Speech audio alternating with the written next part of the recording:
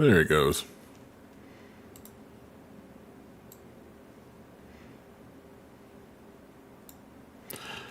So now we have chat. So now I just need to go and change one thing.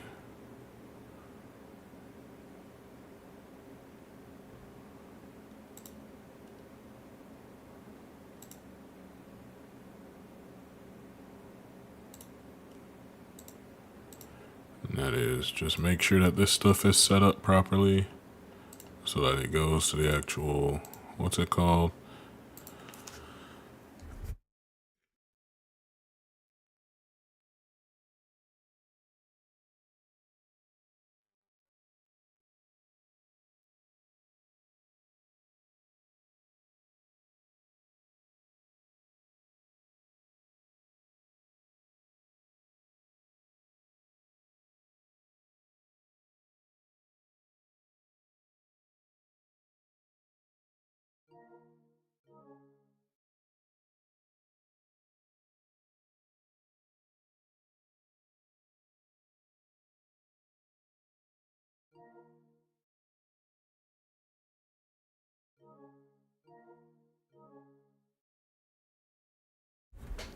Okay. Everything should be able to be recorded now. And we should be okay, or at least back with everything else. I think we're fine now. But that is us at the end of year 2, losing a bowl game, turning our season to 8-5. It is the best season that we have had. So we will, we'll happily take it. We cannot and will not be changing anything with the staff for one more season. So the playbooks will remain very similar. I'll add some plays here and there, remove some plays that I kind of want to get rid of. But until then, it is what it is. We will just roll with it. I need to minimize one more tab really quick.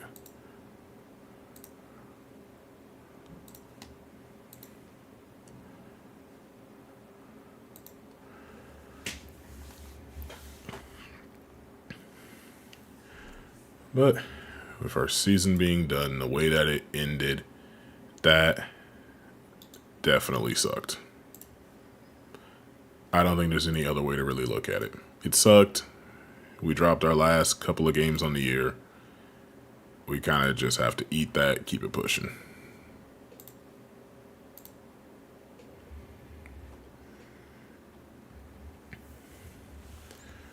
In terms of some things that we're not really going to have to deal with, job offers. Could be the DC of Florida State, which they actually have us high on their list. Could be the head coach of Kentucky. We're not really on their list at the top 3. DC of Stanford, or we could also go to Texas. It'd make more sense to either go to Stanford or to Florida State. Neither one of those will be for us, but let's try to go ahead and get into the main things. And we'll start it off by viewing some early National Signing Day.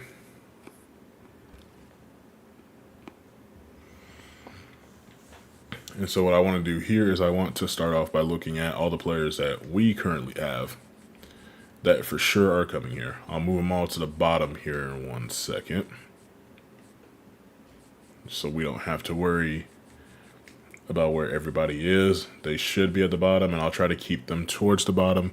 That'll make things a little bit easier, but we'll talk about each player, and based off of right now, what the future plans could be for said player.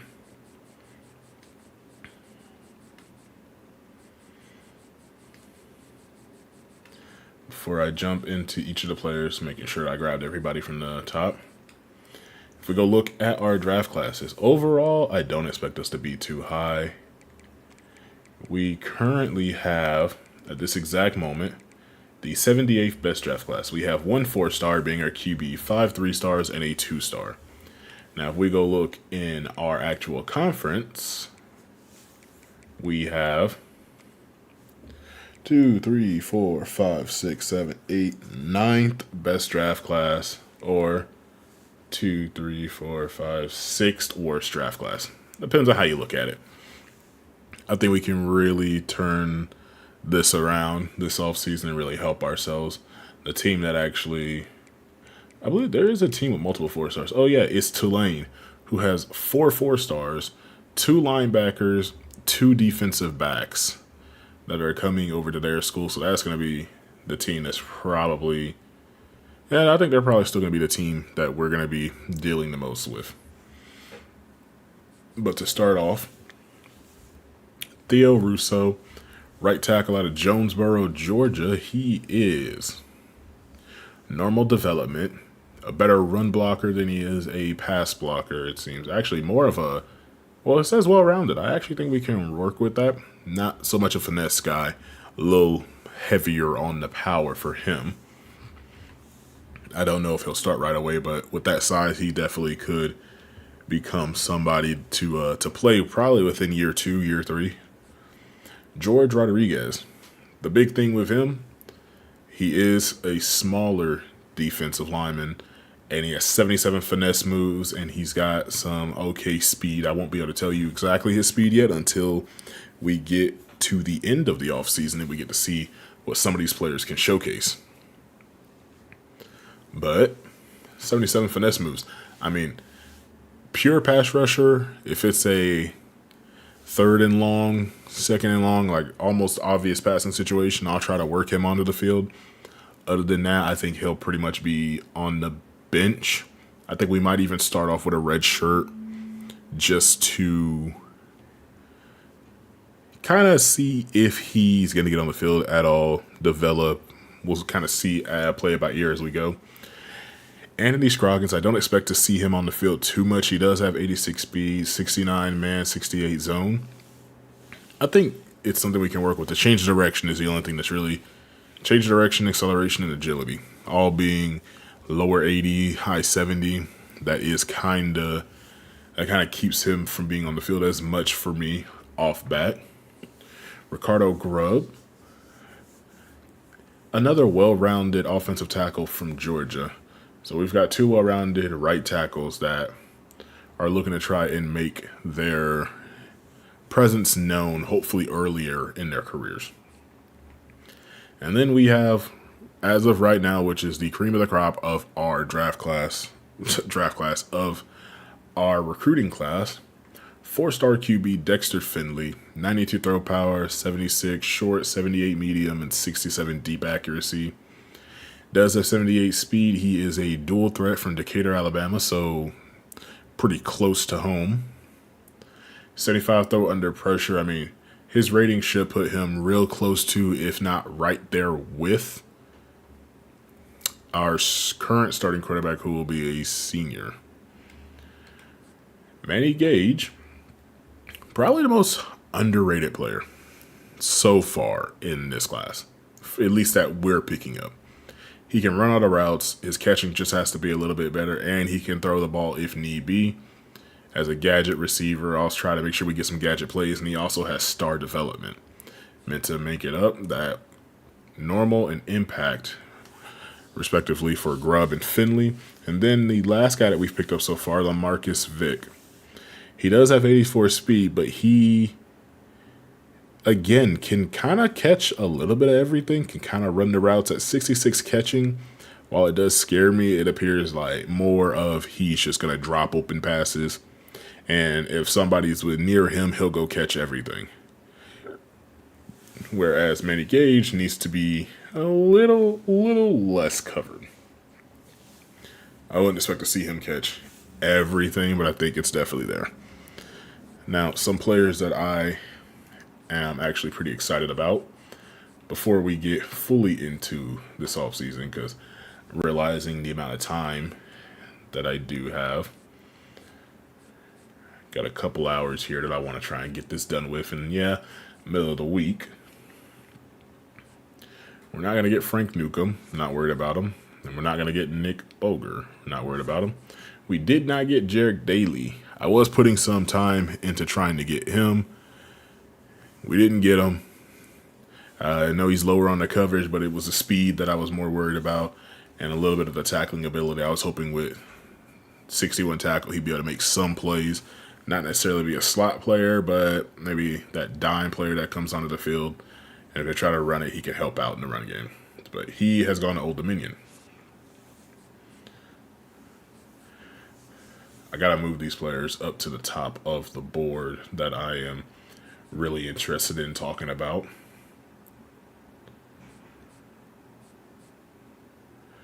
Matter of fact, I'll even do this. 4, 5. Who else was it? No.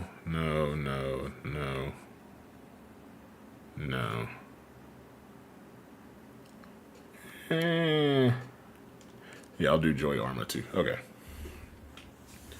So the top players that I'm actually interested in this class that we currently have hours in, and I'll go down the list and I'll explain why real quick, and then we'll get into everything.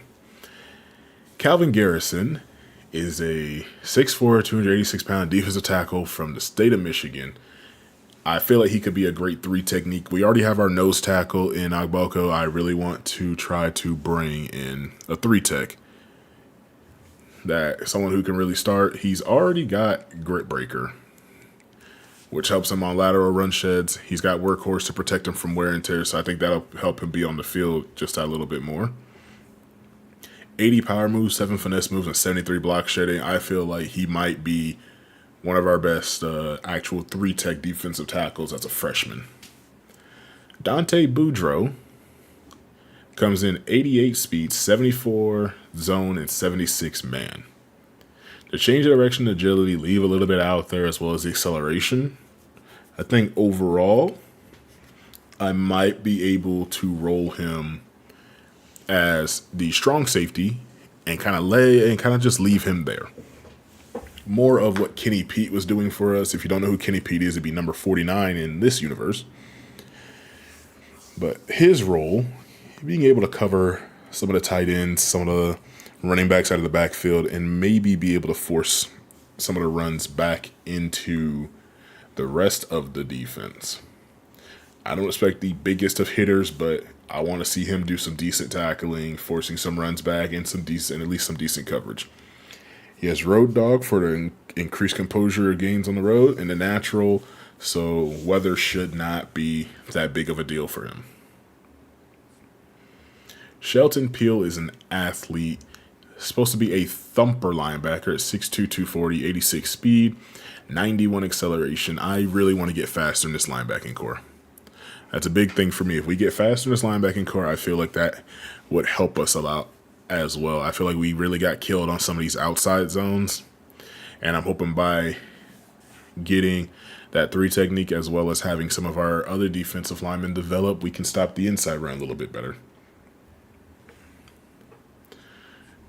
Devontae Soto, he's another thumper linebacker, has the speed, doesn't quite have the hit power. We're not getting linebackers that have the best of hit powers, but they do have some ability to coverage and some ability to move around on the field.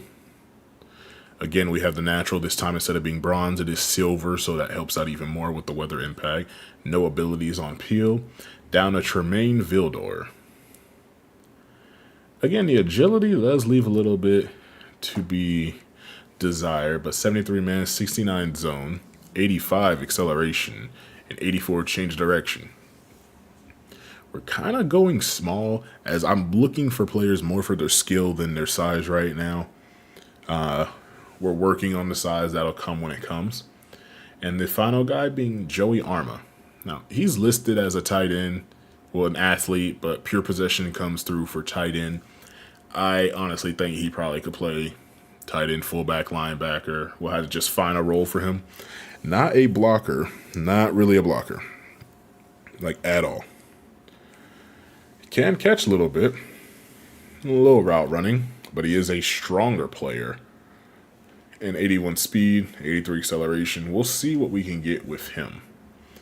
So those are the players that I'm most interested in. Now let's go ahead and start moving our way through some of this offseason here.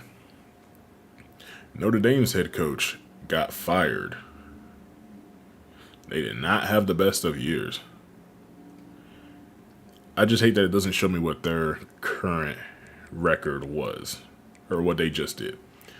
USC, who just hired this head coach, he retired. Lane Kiffin got fired from Ole Miss. I wonder if he'll actually go to LSU like he did in real life.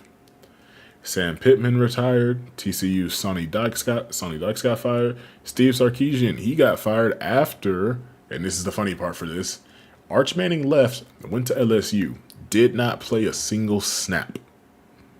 He didn't play a single snap behind another transfer quarterback in DJ Lagway, who also went to LSU. So that's funny. Mike Norvell got fired. Bielma got fired. Kendall got fired. North Carolina State, Virginia Tech, Army. So Army's might be coming out with a new scheme. We'll have to look forward to that. Kentucky, Nevada, Western Kentucky, Texas State, Kansas, who just went 0-12, got fired. Stanford, Utah State, Florida State, Troy, and now we're starting to hit some of the offensive and defensive coordinators of same teams that already lost their head coach. So some teams are clearing house. And I'm sorry, I don't see it where you have F Prestige. You went 8-17 and you went to the NFL. But you know what? You do what's best for you. Excuse me. All right. So here's what we're going to do here. We are going to go ahead, because there's nothing that I can do as of this moment. We are now just looking for the, what's it called? The championship. So as of right now, the only other thing I can think to do is go through some All-American, some rewards, just kind of do a quick little scheme, and then we sim forward and we really do start the offseason. But right now, this is what the college football playoff bracket looks like. We'll come back to this a little bit each time. But the Heisman winner for this season, in case I didn't show before, was DJ Lagway. He ended up throwing for basically 3,900 yards, 36 touchdowns, 3 interceptions, and he ran for over 500 yards. And Jeremiah Smith almost had it. Kevin Jennings almost had it. Julian Sayin was up there. Rocco Beck was also up there. I'll keep it simple for us, because if we're honest, we're really just checking to see if we had any All-Americans. And DJ Hicks, who ended the season with 15 sacks, made the All-American list. Tariq Watson, who ended the season with 1 interception and a ton of tackles, made the All-American list nationally. Now the American All-American, our center, Iapani Lalulu, made it as a first-team All-American for the American Conference. DJ Hicks and Tariq Watson also make it. In terms of second team, we have wide receiver Caleb Brown, who ended up making it with 972 yards on 61 catches. And Akil Washington with 4 sacks, 17 tackles, 19 for loss. Yeah, that definitely doesn't add up. 24 assists, played in 13 games this season. Do we have freshmen? We do have freshmen. And Alex Casillas made the freshman All-American team. 289 yards on 47 attempts, 6 yards per carry. Only had 1 rushing touchdown. Hoping that he will get a bit more play time next year. We also had Lester Hobbs. 45 tackles, 70 assists, 20 for loss, 2 sacks, no fumbles, sadly. DeAndre Provo also made it. No interceptions, 26 tackles, 4 passes defended, and 51 assisted tackles. So I think we have a couple of guys here that we can really start to build around, and we should be fine. Can't wait to play against Lachlan Hewlett again and have him tear us apart. So now we can go ahead and sim 1 week at a time, get through this, go check out the playoff bracket, and really see what's going to happen. Also, we're going to have to go through and see who all is going to leave us.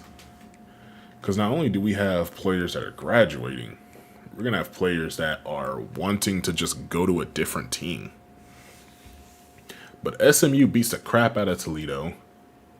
Miami beats Missouri. Clemson beats Nebraska. And Tulane ends up losing to Texas Tech. So both, I think, group of 5 teams that made the playoffs did lose. Tulane did put up some points there, but Toledo really got stomped out by SMU. Go ahead, take your picks on who you think is going to win between SMU versus Duke, Miami versus number 1 Ohio State, Clemson versus LSU, and Texas Tech versus number 2 Georgia. We're going to go ahead and get to simming one more time.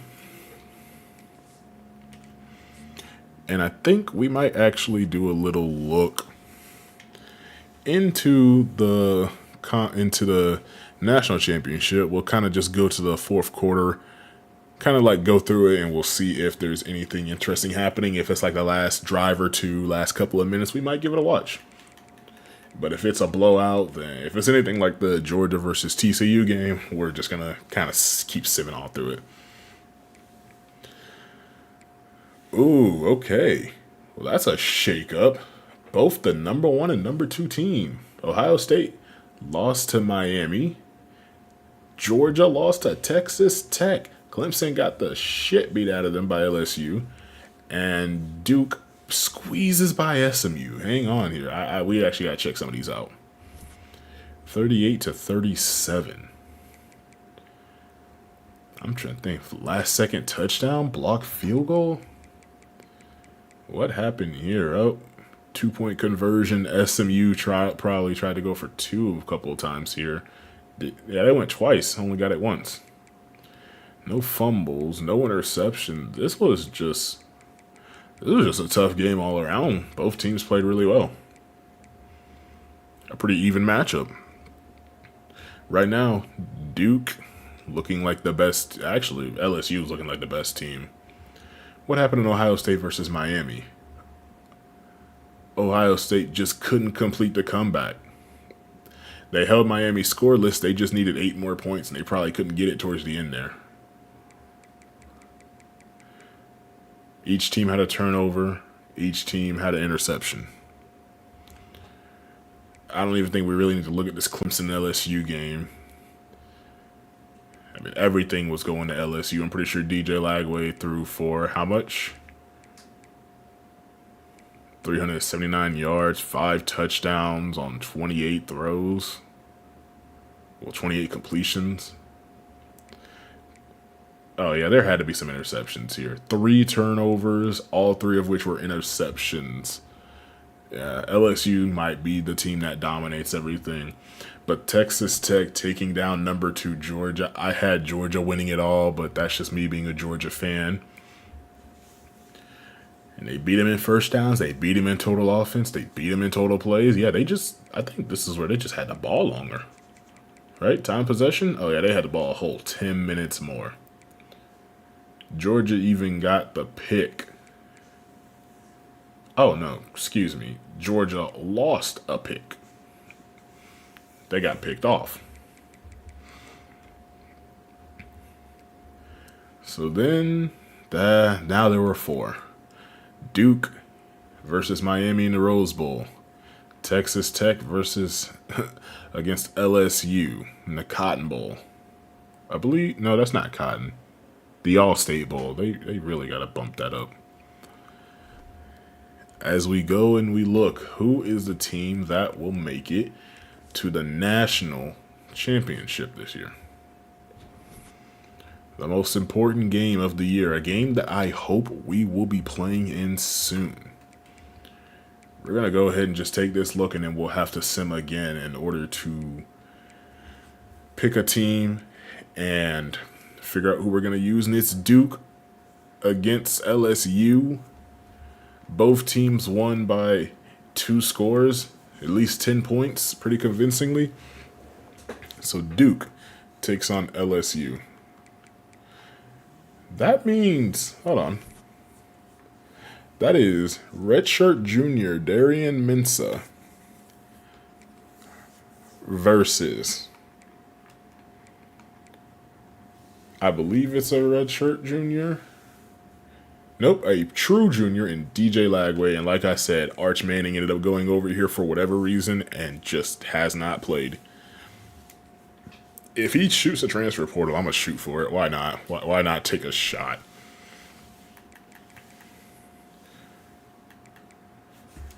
I have to see if we're able to do it right now. Okay, so it has to be done right now. We're going to go take a look at... We're going to do the underdog Duke. And we're going to get to the end.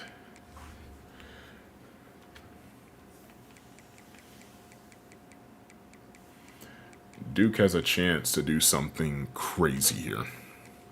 Go to defensive coordinator. Shouldn't affect anything for us. We are going to leave this whole thing right after. But we're going to go take a look into this game. Leaving everything basically the same here. Just getting into it, we're going to see how things are going to look as today, or right now, we are going to find out who is Season 2 champion, who's going to be the reigning champion that we might schedule going into Year 3.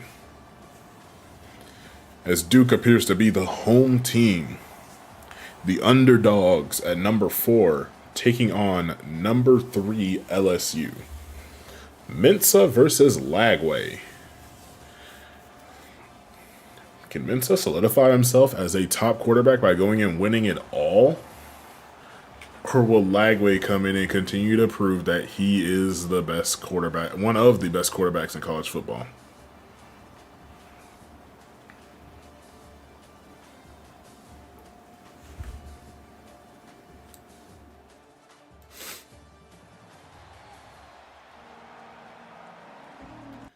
And so the way we're going to do this, I'm going to just jump forward a little bit. So far, it looks like we have a punt. Another punt to start off this game. And up to the 19-yard line, I think we actually have some action here.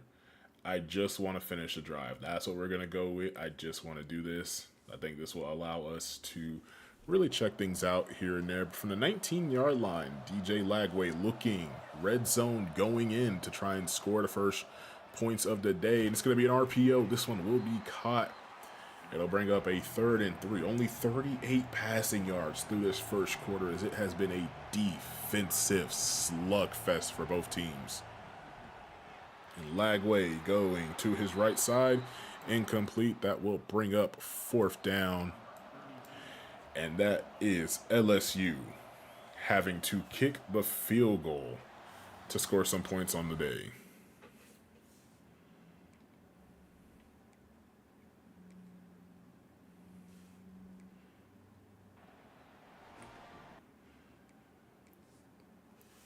So let's see what's going to happen next after all of that for 3 points. They punt the ball back to LSU. Lagway's running. Gets it to Anderson for a 1st down. Lagway runs again. Throws this one away. Lagway gets a 7-yard rush. He picks up another 1st down. Another 5-yard run. It looks like Lagway's just running for it the entire time. 3rd and 1. They get a 2-yard rush to get the 1st down. They are up to the 21-yard line after our 22-yard rush by Durham. I think we might have to check this one out again. They actually, LSU looking like they are going to score again. Change of possession. Again, well, actually this time 21-yard line going in, so just shy of the red zone. It's going to be a handoff to Durham, and he goes nowhere, bringing up 2nd and 10. He's already 65 yards on simply 6 carries. Lagway has an empty backfield here. Obvious passing situation, and Lagway goes short. He finds his man. That's a near first down, bringing up 3rd and 1. And he's not throwing this ball at all. He's just been running it. It's only 63 passing yards. They're going to go for the QB sneak. He's not going to get the first down. It's going to bring up 4th and inches, and LSU has to kick the field goal again. Duke needs to get their offense figured out as their defense is doing everything in their power to keep LSU from scoring any touchdowns. And so after a touchback, Duke starts it off, a 4-yard rush by Michael Allen. John Walker gets injured. It'll be a 6-yard reception, 3rd and inches, and they will get the first down, 9-yard reception to Jake Taylor. Michael Allen gets another 2-yard rush to bring up 2nd and 8. 3rd and 15 as Harold Perkins Jr. gets the sack. And they would not pick up the first down as Mensah has to throw this one away. And so checking to see if LSU is going to be able to finish the drive this time, as they'll start on the ground, throwing this one away and having to punt it back. So Duke's defense stands up once again. A 24-yard rush by Mensah. QBs are running as this pass will actually be batted away. And a 15-yard penalty against the defense against Stamps. Can that be what Duke needed? Taylor for 7. An incomplete pass, throwing it away. 1st and 3. A 5-yard encroachment penalty, so they pick up another first down. Duke's offense moving down the field. Another 2-yard run. A 3-yard run. They will not pick up the first. Do they get the field goal on the board? And no, it's a punt. They decided to punt this ball away from around the 35-yard line. And so now LSU ball back, looking to try and score before the end of the first quarter. And this has not been a very exciting national championship game. It's been a very defensive fought game. We're up to the 29-yard line. I think one more play, and we might have to go check this one in. Nope, they go backwards for 15. It's not going to be 2nd and 15. 3rd and 18. Lagway gets sacked. I don't think we checked this drive out. And 4th and 16, he tried to run, doesn't get anything, so they would add another field goal. Can Duke do anything with the ball? And nope, they just run out the clock. So the first half ends LSU up 9-0. As we begin the second half, LSU looking to try and double dip here. Well, actually, I can consider that double dipping. Bring up 3rd and 5. They're going to have to punt. Come on, Duke. We need to see something. You can't do everything, go 12-2, be the number 4 ranked team, be putting up all kinds of points, and then get shut out in a national championship game. A penalty against the defense. Duke is driving. 3rd and 6. They pick up this first down. We'll view it. They don't. They're at the 30-yard line. Did they kick a field goal? They do get on the board, so it's not a shutout. LSU looking to try and add some more points. I'm hoping that this game will be a little bit closer, and we'll be looking at something interesting going into the fourth quarter, as DJ Lagway just got sacked, losing 8 after a holding penalty. It'll be 3rd and 25 after a 3-yard run, and he gets a 1-yard rush. He does not do anything with the ball. Duke looking to try and maybe end the third quarter with some points. They get it to 3rd and 9, and they manage to pick up a first down here. A 22-yard reception and a 32-yard rush. We have to check this out now. Now we have to go check it out. I was not expecting that. We're going to have to just go ahead and jump in to the change of possession right now. Can they finish the drive? It's 1st and goal from the 8. 30-yard run. Need to get this ball snapped now. It's going to be a play action. Mensah's going to go down. He gets sacked by Colin Simmons. What a way to start the drive as we come in to check things out. Simmons fights his way through the left tackle, gets the sack. I mean, it's just a clean swim, but we didn't even really have to fight for it. So instead of first and goal from the 8, we're looking at second and goal from the 15. That's a loss of 7 yards on the play. Mensah takes a snap, screen pass, checks it down to the back. No blocking for him, and he'll gain 1 yard. Thought he was losing yards there. To be third and goal from the 14-yard line. Are they going to score a touchdown? Are they going to have to settle for a field goal? Mensah takes a snap, another screen to the right side, and again, the blocking just not there. They're going to have to settle for the field goal as we are rapidly approaching the end of the third quarter. And this kick will be up. It will be good. Duke would manage to bring this within. Oh, Lord. I messed up. I didn't mean to push this. I know it was kicked to the left, so that's all I will do is kick this ball off to the left, and I'm not going to touch anything else. I've made a mistake. But the kick is off. Please just be a touchback. Don't return this one. Oh, Lord, he's returning it. I'm not touching anything on the controller. And they will bring him down at the 17-yard line. Okay, let's get back to simming. Let's not do that again. That's not how I want to play the national championship. So LSU with the ball at 17 starts off with a 22-yard rush. And then they get a 7-yard pass. They're already approaching midfield. That in the third quarter. They cross midfield now with a DJ Lagway run. Another short run. A first down pass for 8 yards, looking at a 36-yard line. I think we can go ahead and check this out. We'll make things a little more interesting. They're at 36. Going in.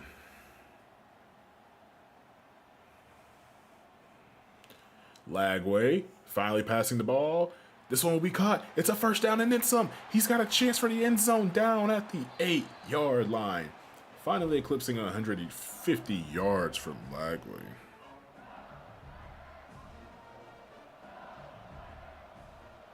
And now, first and goal from the 8-yard line. It'll be a handoff and stopped immediately. Fortunate to get a gain of 1 is Harlem Berry up to the 7. LSU looking to try and put this game out of reach. Lagway going short, and this one's broken up. Third and goal. Can Duke do it again? Can they keep a touchdown off the board? Lagway looking, scanning. There's a flag, and this one's incomplete, and it's a holding penalty against LSU. What will Duke do? Are they going to accept it and push them back, or will they just decline it and accept that the points are going to come? They will decline it and just accept that LSU is going to add 3 more points. It still would be a 1-score game. The kick is up. It is good. With a touchdown, with a touchdown and extra point, Duke can still take the lead in this game. And now Duke, 3rd and 13, looks like they're going to give this ball right back. 4th and 3, not able to pick up the first down. And so LSU now has the chance to put the game completely out of reach.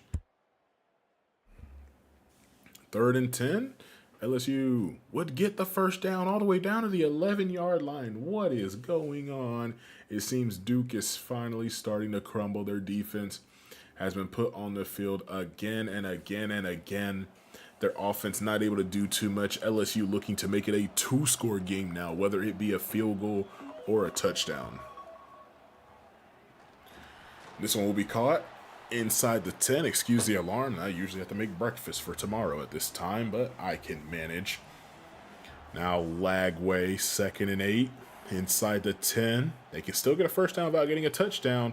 And that's a quick pass. We actually haven't seen him throw the ball down the field too much. 3rd and 4. Ref quickly spots the ball.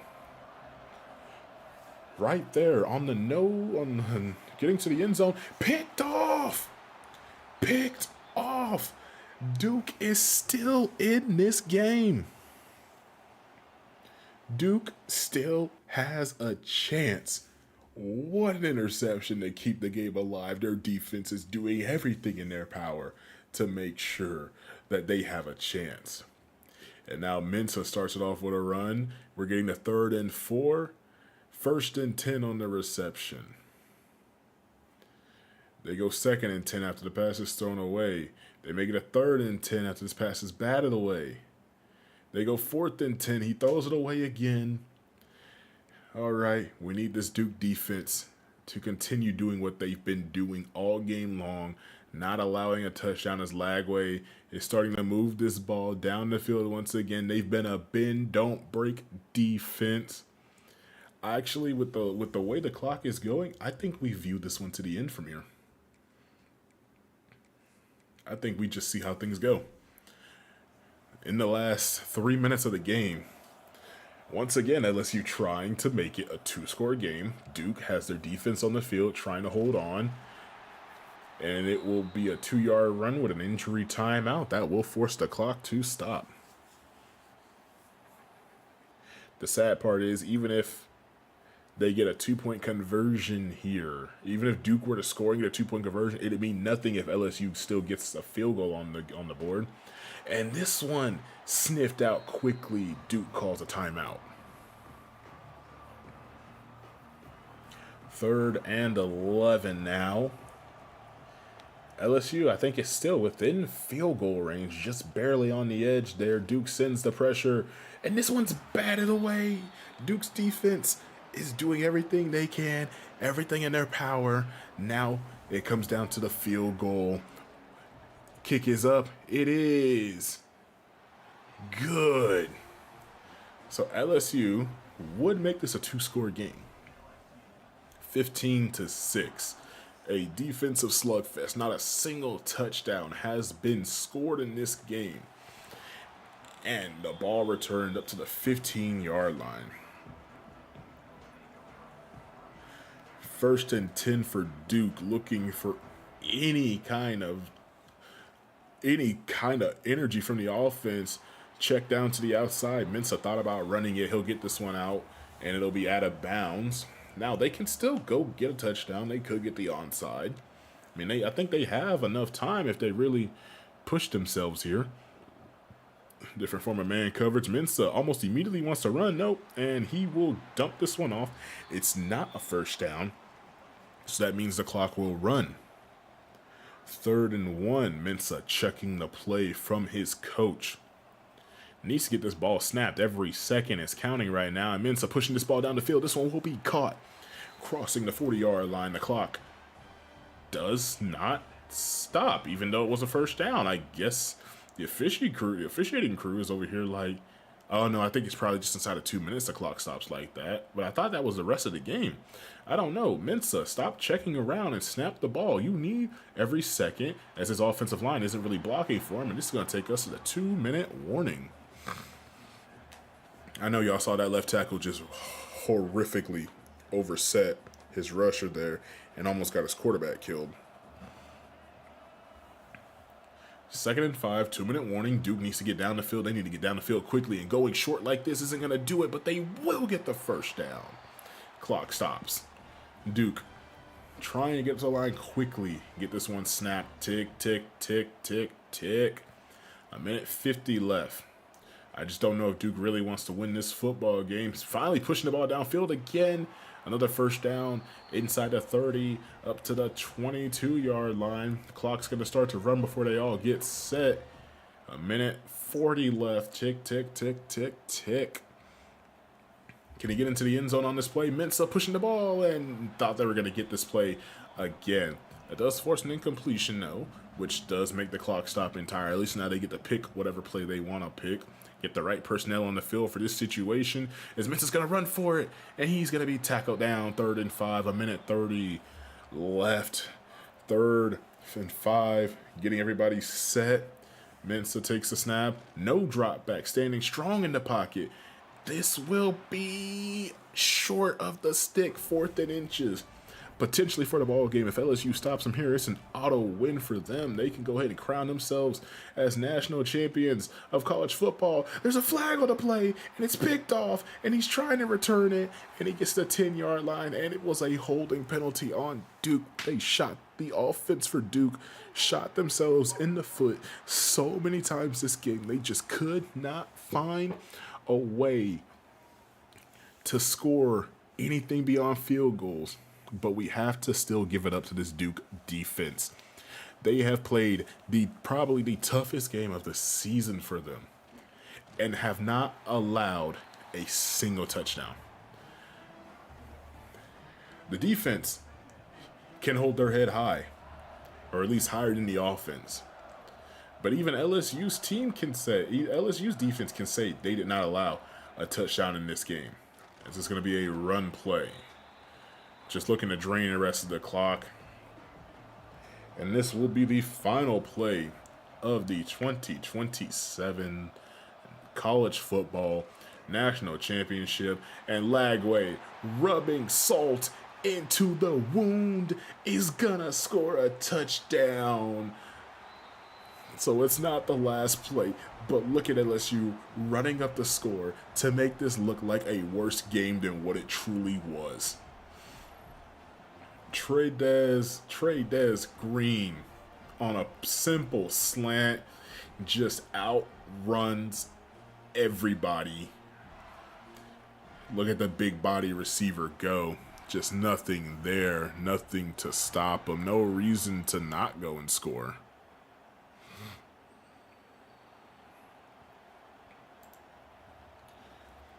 And going for the 2-point conversion, they're really trying to rub this in. They're going to hand it off, and they're going to score. LSU is just being bullies right now. It took them all the way to the end of the game to do so, but they managed to open the game up. And Duke, on what is probably going to be the last set of plays, they might be lucky to get off 2 snaps right now. It looks like they're going Hail Mary, and there's nothing they can really do right now. Maybe they just run out the rest of this clock. No. Mensa steps up, launches this one as deep as he can, and this one will be broken up. And that is the end of the 2027 College Football Championship game as LSU wins 23-8. And oh yeah, Brian Kelly in this universe is still head coach of LSU, and he's managed to do what he couldn't do so far. I'm sorry, 23-6, not 23-8, but 23-6. And Duke's head coach is upset. Mensa is upset with himself. We're going to have to make sure that we take a look. Does he stay for one more year and try to run it back and get revenge in the college football championship game?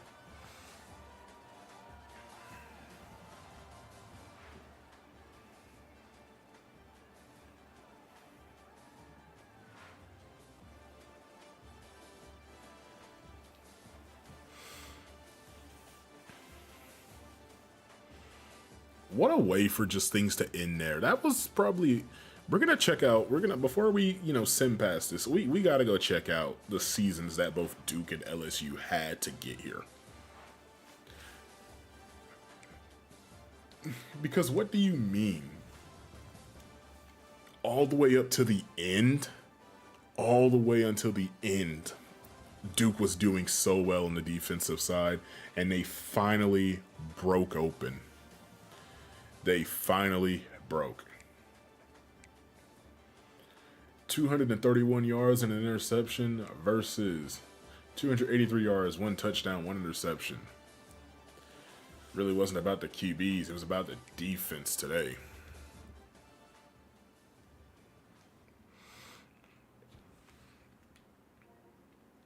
Still got full bars. All right. So that is it there. That's not for us to see. That's not about us. So what we're going to do here is we're going to go to retire. And we'll just retire, and we'll just... any progress that we did doesn't mean anything. So before we go, we're going to go team schedule. We are going to have to go check out both LSU and Duke real quick before I jump into the rest of this. And you might hear some typing here in a second. I just want to update the spreadsheet So I remember everything and be like, okay, this wasn't too crazy. Because it was LSU versus Duke. We'll go right here. Scroll it down.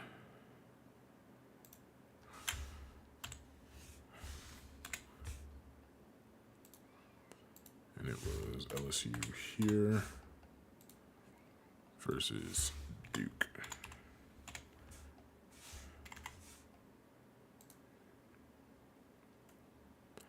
I need to add it to one more thing and then we're done, which is the bowl game one. I'm not going through every bowl game, but I do want to. No, not bowl game. Not bowl game. It was conference and national championship. There we go. So it was 23-6 LSU.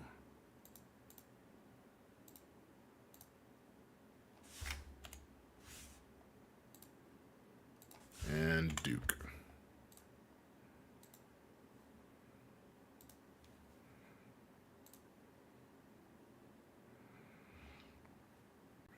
All right, that was the final change I wanted to make. All right. And so LSU beat Clemson early in the season, 10 points. They ended up beating Missouri. Of course, they beat FCS Southeast. They should have won that game by even more. They beat the crap out of Texas. They had a tougher game against Memphis. They beat number 2. Well, probably wasn't number 2 at the time, but they beat Georgia, Kentucky, Mississippi State, Louisiana Tech, Tennessee, Auburn, and A&M. So they were on a complete winning streak. They did not lose a game in the regular season. They finally lost in the conference championship against Georgia. They then went and ran it back on Clemson. They doubled up on Clemson. Then they beat Texas Tech. Then they beat Duke. But what was Duke's Cinderella? Well, can I call it Cinderella? But I guess Cinderella run to get to national championship. They beat UConn. Expected. They beat Tulane. They beat Illinois. Had a bye. Went to FCS East and put 60 on their forehead. They went to go play North Carolina where they lost in a rivalry game. They then went to another rival game against Wake Forest and put 42 on their head. They beat North Carolina State. So they had 3 rivalry games back to back to back and went 2 for 1 against their rivals. Played against Virginia. So they've had 2 shutouts. They've shut out Wake Forest and they've shut out Virginia, who did not have a good season. They lost to Georgia Tech. They beat Clemson, they beat Boston College, and they beat Stanford. They went and had a 1-point victory over SMU, a 10-point victory over Miami before finally succumbing at the end of all this to LSU. I don't even know if they should have been where they are, but they were where they were. Any crazy hires that we can talk about? Dan Lanning went from Oregon to USC. Matt Campbell just went from Iowa State to Notre Dame as the head coach. SMU head coach just left and went to Ole Miss. He retired. Arizona State's head coach goes to Texas. Notre Dame's head coach ended up going to Iowa, so they just swapped head coaches. Oh, no. He was fired. Iowa State proceeded to, Notre Dame proceeded to hire Iowa State's head coach. Iowa State proceeded to hire Notre Dame's former head coach. They have to be scheduled against each other. They just have to.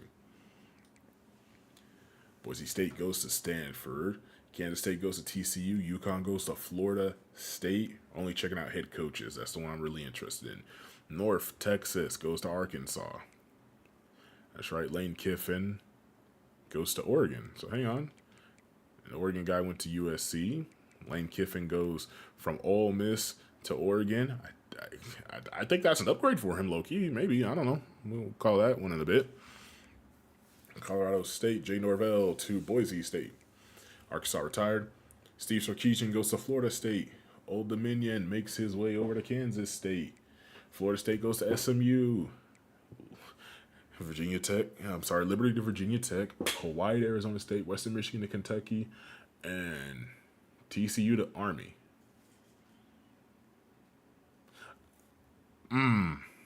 So Army's going to be running an air raid now.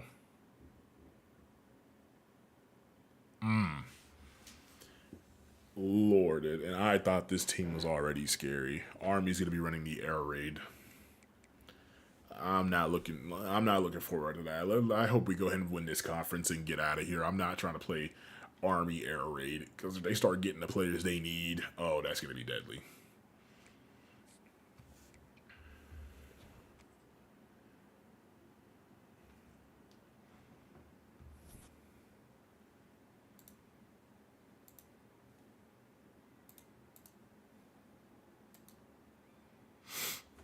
All right.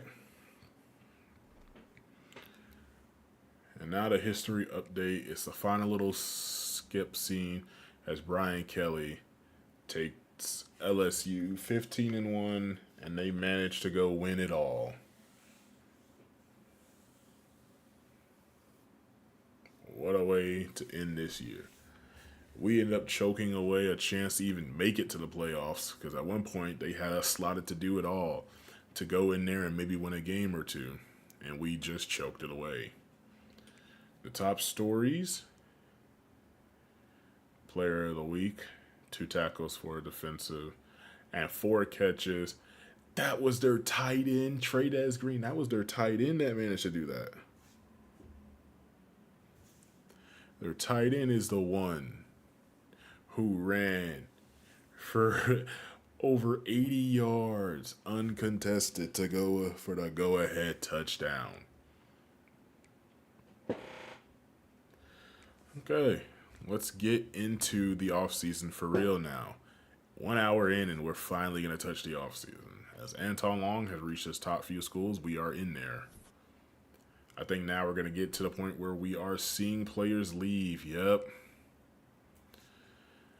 I'll have to take this a little bit slower just so I can remember to type all this stuff down. But later, we have 6 persuasions.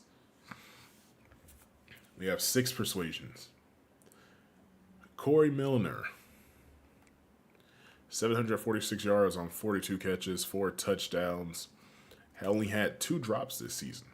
Persuasion chance low, and it is low for playing style. We kind of lost playing style for a couple of our receivers when we went more run heavy. And that might end up being our thing, is that we have to just run this ball like we're Michigan when they went to the national championship a couple years ago. Gabriel Klein, also playing style. Brand exposure on our left tackle, Logan Moore. I'm not going to be able to do too much about that, but at the same time, the amount of holding penalties this man had was outright killing me. Jax Van Zant wants playing style. Judson, Randall, Massey want playing style. Ebiketie, Boozer. Ebiketie wants playing time, which I can't promise that the will-be redshirt freshman QB gets playing time. Bringing in a 4-star, maybe he can make something happen, but I don't want to get his hopes up. Boozer and Nash both want to leave for pro potential and playing style, which is completely understandable, but I want to try and retain. But I know we had a high overall player on this team. We had a couple. And let's go see. We do have a projected first-round pick in Iapani Lalulu. But sadly, Akil Washington and DJ Hicks are not looking to be drafted right now. Looks like they're just graduating and they're going to go undrafted projection-wise. In terms of players to keep, I would love to try and see if we can keep Milner or Klein. I really would like to see. Well, hang on. There was a tight end that was wanting to leave, and he's gonna stay. So hang on. Before I go any further, we had a tight end with elite development that I thought was going to leave, and that being Addison. I thought he was going to leave, but the pro potential is just high enough that he's going to stay. He has elite development, 82 speed, 6'4", 191. He's got a chance to be our starting tight end next year. I'm not going to lie, I might let Gabriel Klein walk. I almost feel like I shouldn't, but I'm almost okay letting him walk. But we need to start off with Milner. Can we... excuse me, you're leaving for a B minus playstyle? Bro, come on. Help me out here. He's not going to help me. C playstyle for Gabriel Klein. Does he decide he wants to stay? He has not been persuaded, so welcome in your your potential new starting tight end. As of right now, it would probably be Antonio Ferguson. I like to keep some people. We have redshirt freshman, Jalen Judson. Not the fastest of cornerbacks, but I'm pretty sure that he is a zone corner, which should yield him better ratings with zone coverage. At 75 zone coverage, almost about as high as quickness is going to get. And he can tackle pretty well. It means we're losing a potential slot corner here. I want to see if we can bring back Jalen Judson. What do you say? He has decided to stay, so we still have a slot corner in Jalen Judson. Expect to see him on the field a lot. Caleb Massey, LaMelo Randall, freshman linebacker, did not really play this year, not of the fastest. Well, actually, he got 4 tackles. He was on special teams the entire year because I didn't redshirt him. I hate to say it, but I'm kind of okay letting everybody else kind of walk, but I need to see who we can get. We have 3 persuasions left. I don't know if we bring back Epicady just because I'm pretty sure he's not going to get that play time. I don't even know if we bring back a lot of these guys because it's play time. I feel like Logan Moore, if he stays, we're just going to have to hope that he doesn't cause as many penalties. We're just going to have to roll with it and see what happens.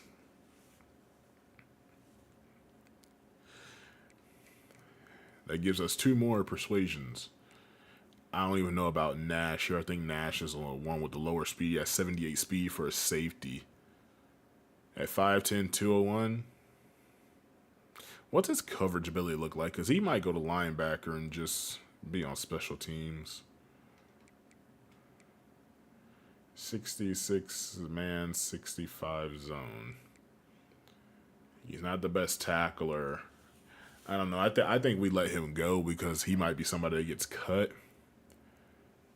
Van Zant.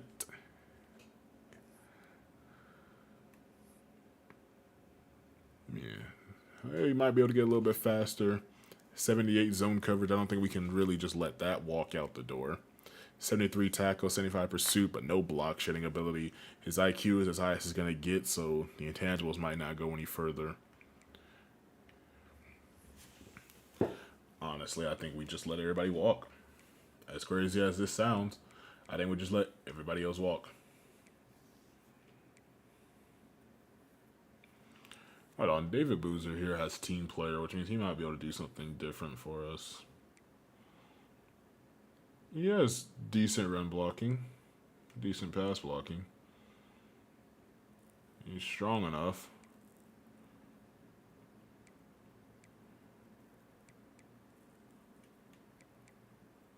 Maybe he goes out to tight end and just be our blocking tight end.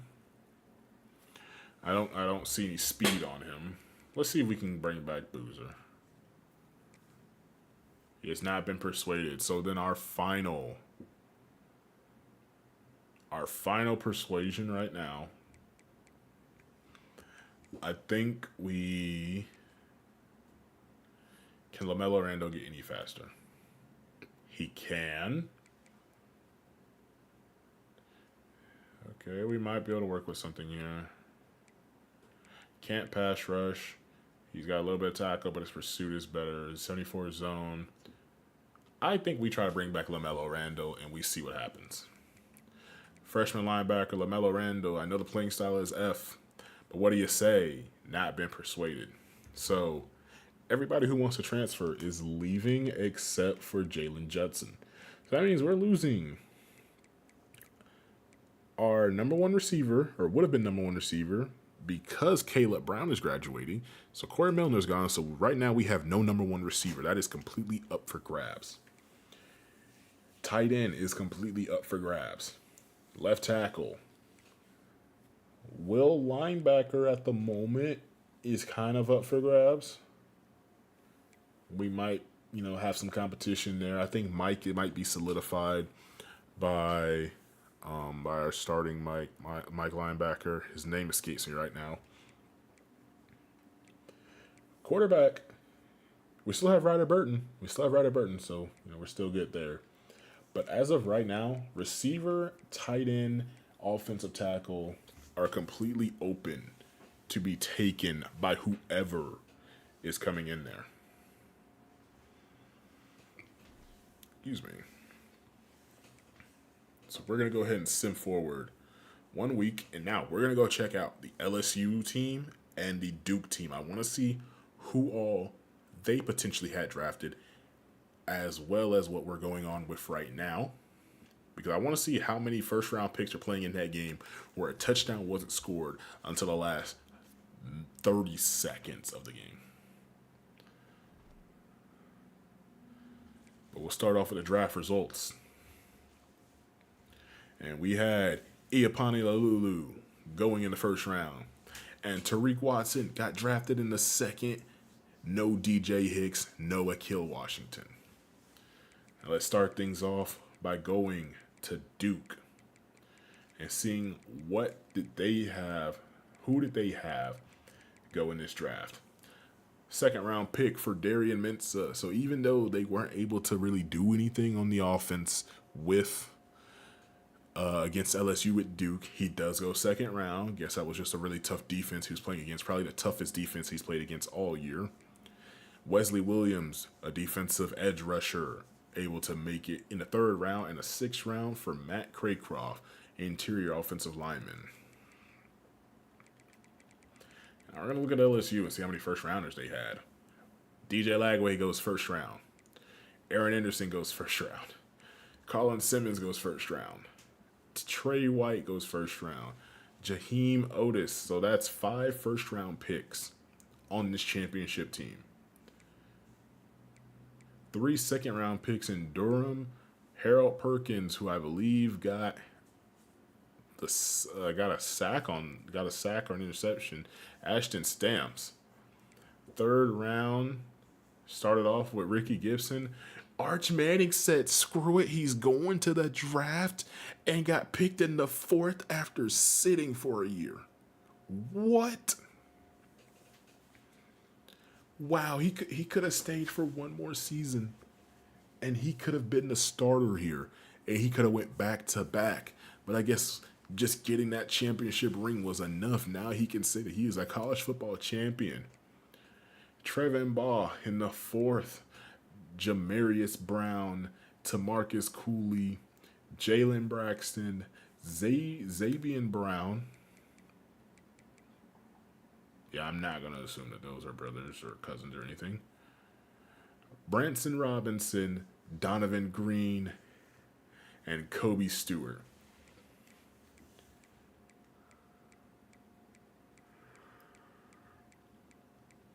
$18 picks in this draft.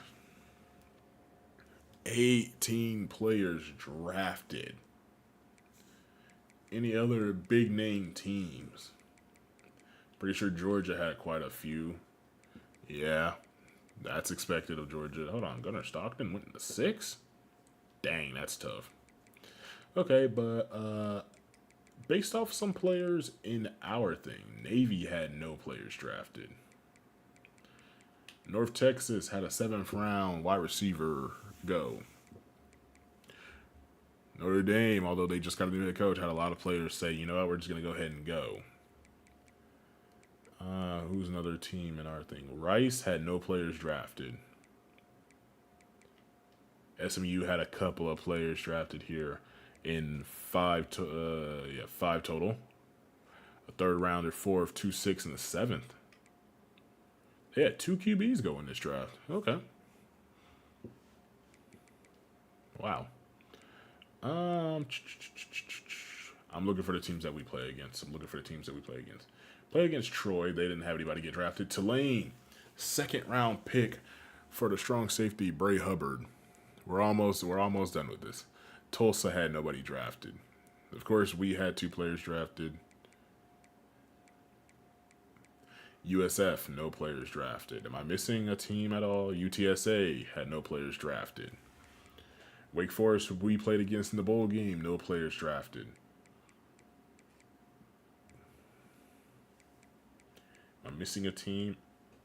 Army had no players drafted. I feel like that is just about Charlotte, no players drafted.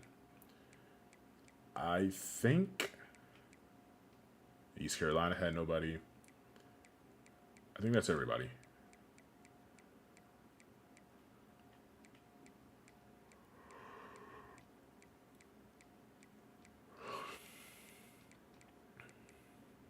Memphis had a 5th rounder, Marcus Burris Jr. We don't have to deal with him next year. I'll take it because I hated playing against him.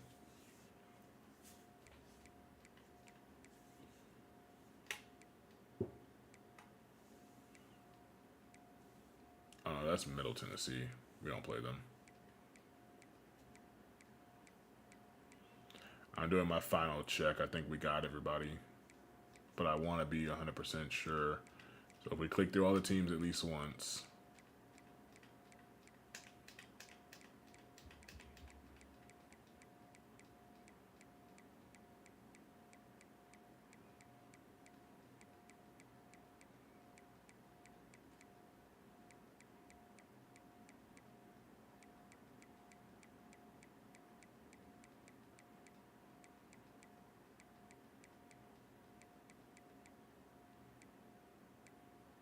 All right, Florida Atlantic. Okay, they didn't have anybody.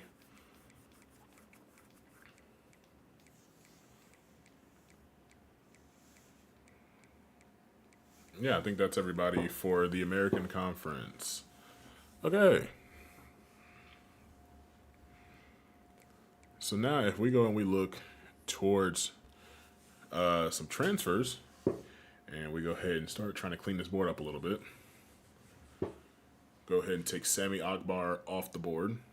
Gives us another free spot. That's 22 targets. 1, 2, 3, 4, 5, 6, 7 of which have already been signed.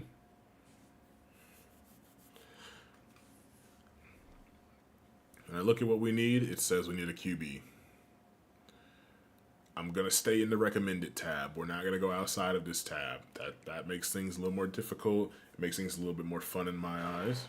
We will, however, change their ranks in the recommended tab and just go above.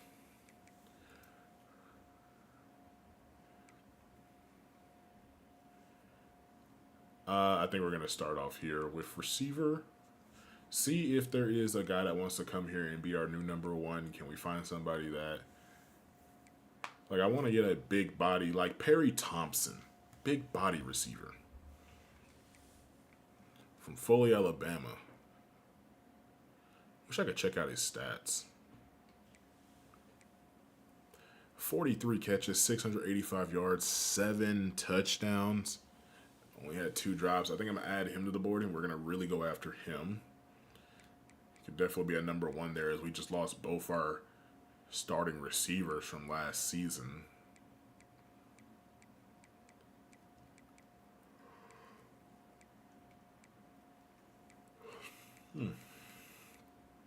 Maybe Russell Humphreys from USF. But if I'm honest, I'm going to jump around here because we are in desperate need of corner.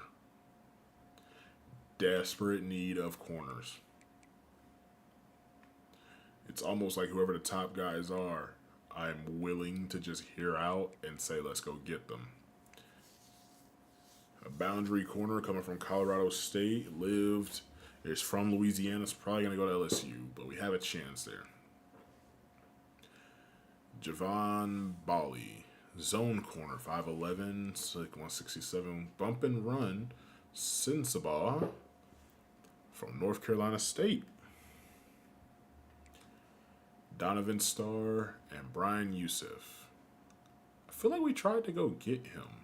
No, because he's from New Jersey. The name just feels familiar. Bloomington, Illinois, Nashville, Tennessee. 30 tackles, 4 passes, deflected, 3 games played. No stats, 37 tackles, and didn't start a single game. Ooh, this cornerback class right now is tough.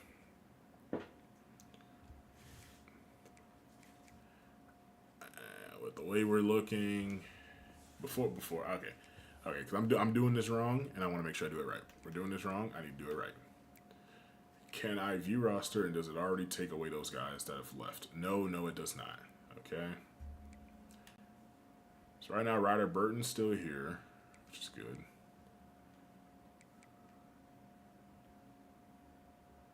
Oh no, the guys that transferred out are already gone, whereas the graduates, so anybody who's a senior isn't here.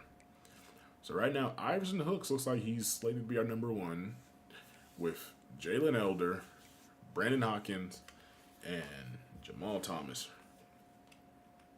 Receiver, tight end wise, it goes Antonio Ferguson.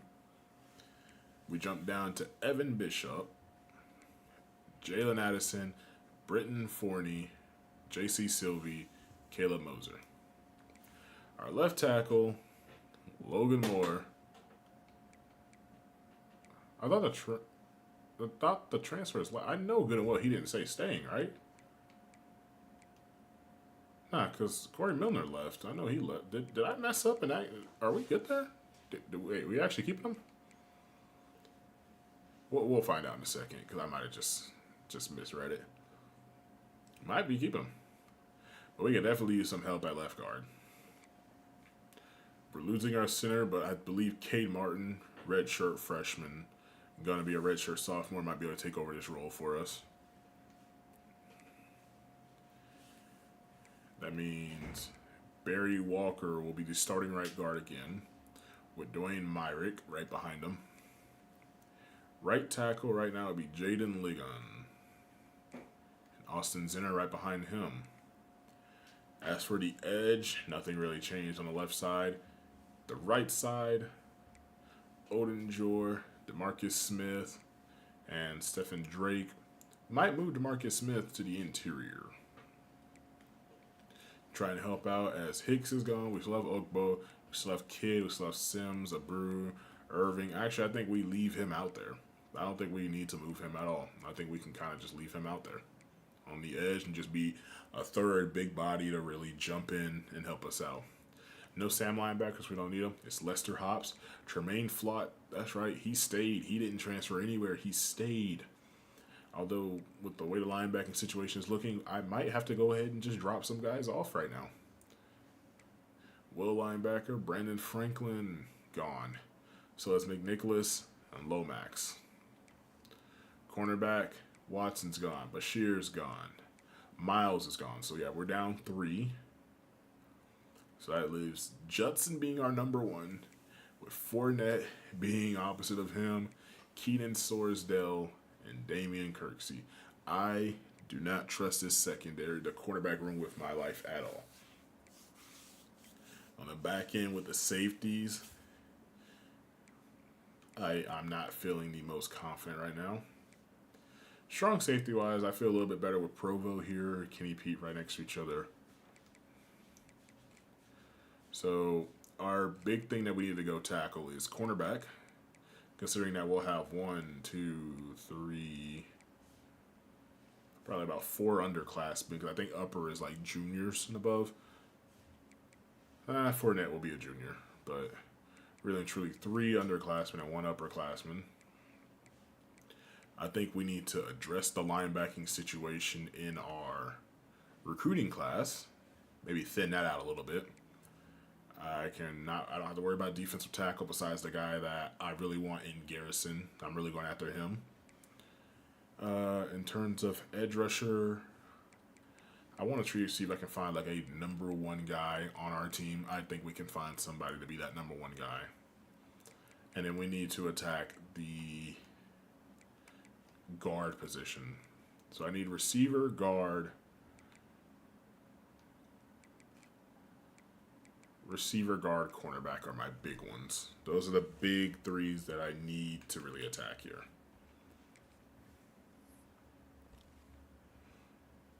Okay, but before I need to go through, we already have Finley, no halfbacks, no fullbacks. Receiver, we already have two guys coming in. And because we already have two guys coming in, I'm cool with Thompson. I think we're a lock on those. I think we're a lock on these two, so I can go ahead and willingly just spin a little bit and see what we're looking at with Perry Thompson. 93 catching. I'm not going to lie, enough said. 92 agility, and we're going to look one more time, and that's it. 82 medium, I'm fully willing to offer and throw a 50, so that should hopefully round out our receiver room. Tight end room. Do we really need tight end? Does it say we need tight end? It doesn't say we need tight end. So what I'm going to do is I'm going to let Philip Olasani go. I think I keep Joey Arma, and we'll keep him as an athlete, and we'll see where he fits. I think he just has a good set of skills that he might be able to. I'm really just looking at 81 speed and saying we can make do with that. I'm not gonna lie, that's all I'm doing. I'm looking at 81 speed and saying we can make do with that. But in case he doesn't want to come here, in case I come to my senses and say we don't need any extra linebackers, I'm okay letting him go. Offensive tackle, we have Grubb and Russo, so I'm not too against what we have there. It says we need to find 2 more tackles and some guards. And guard could definitely use a little more attention. Looks like we're good for who we have. Gentry could potentially go play some guard. Oh, he could also he's got quick step, which means he's got some speed on him. Oh, I don't know if I want him playing guard. I'm still willing to give him a shot. But 6 foot 299, he might be can he pull? Impact block is 76, run block is 68. Ooh, he's not a gem, but he has 81 acceleration. That's a puller if I've ever seen one. We can run some trap. Okay, so we already got Rodriguez here. I think we can kind of let go of the edge. Yeah, we can let go of the edge rushers. Much as I like what I see here, they're pretty... hang on. It's roller coaster versus road dog.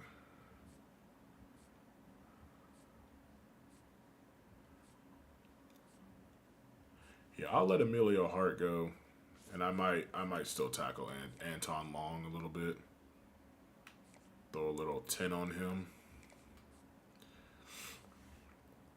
Garrison, yeah, you're getting a hang on. Stability. Okay, hang on, I might be able to hard sell because we have some stuff that he likes. Nope. He doesn't like playing style. Hang on. I might be able to actually nah. I'm gonna have to just swing a 50 on him. And schedule a visit for week 2, and we're gonna have to just double down on conference prestige. There's a good chunk of points. Hopefully we can beat out Pittsburgh. If not, I'm also going to go look at a defensive tackle just in general to maybe do something a little different here. We don't really need any outside linebackers. I'm going to keep him. I'm going to keep him at Moses. He's already nearly here. Why not? For Mike linebacker, do we need Mike? Do we need any Mike linebackers? We only need one. We only need one, but we do need some outside linebackers, it says, but I'm okay with that.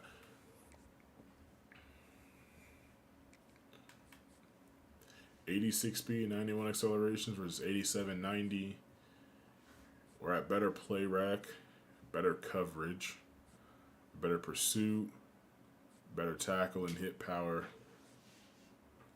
Soto just looks like he might be the better player, but I think this is a tough one to decide, and I don't want to just...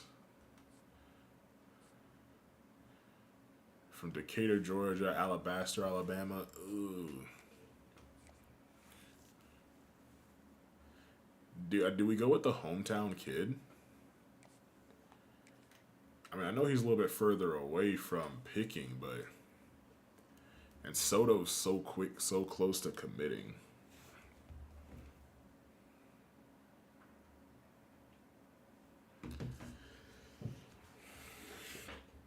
You know what? Maybe they can both go to outside.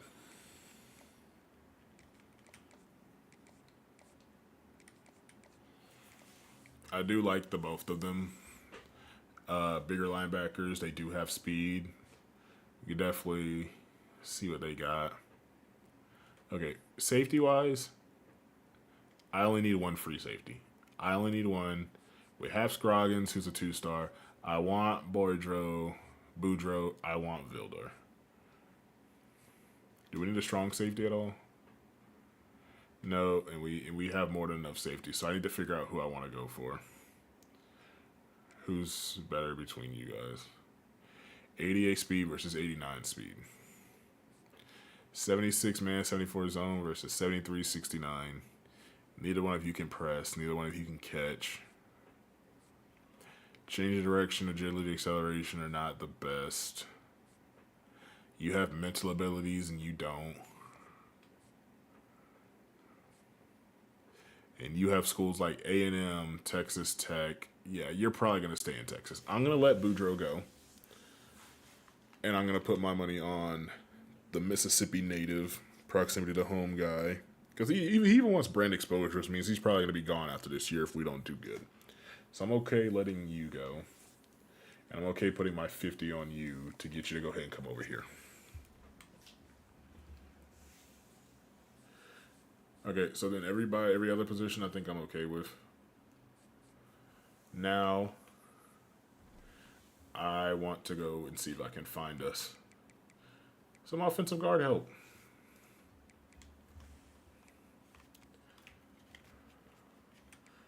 He's from Florida, raw strength, B playing style.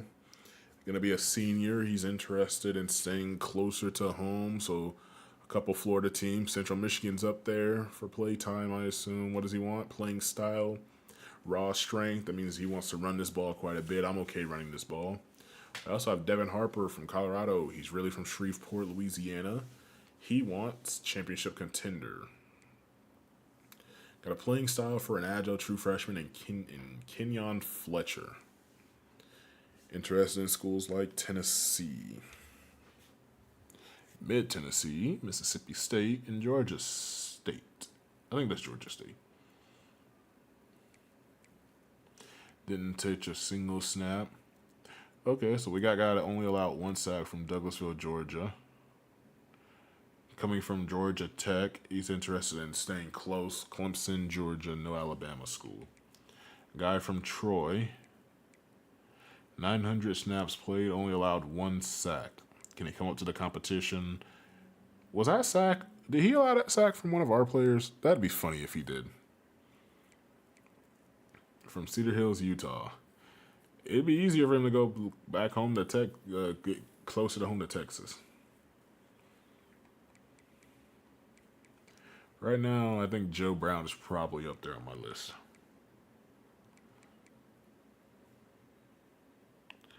Amari Grayson did not play.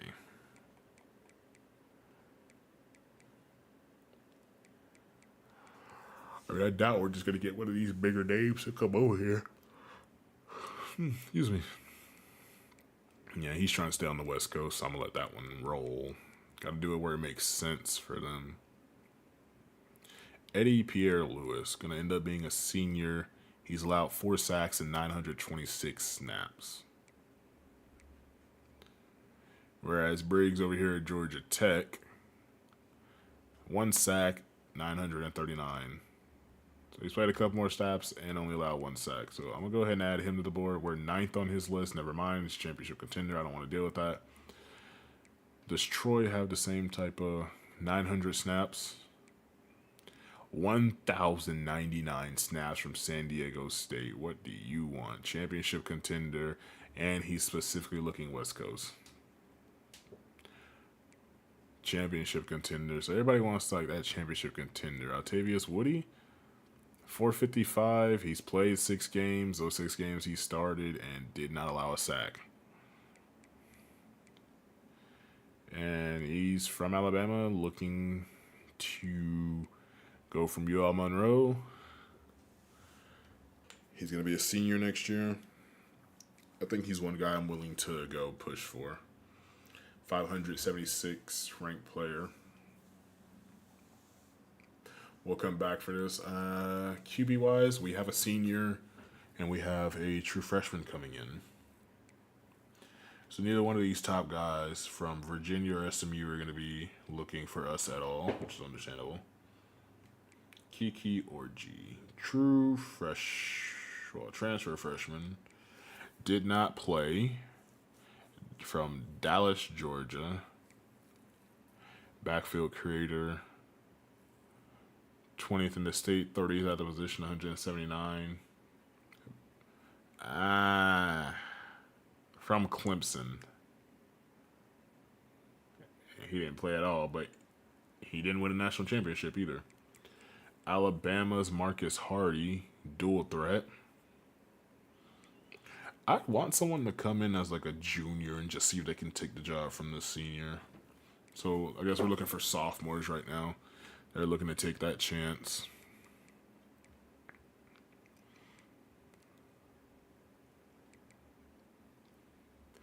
Eli Baggs from UNLV.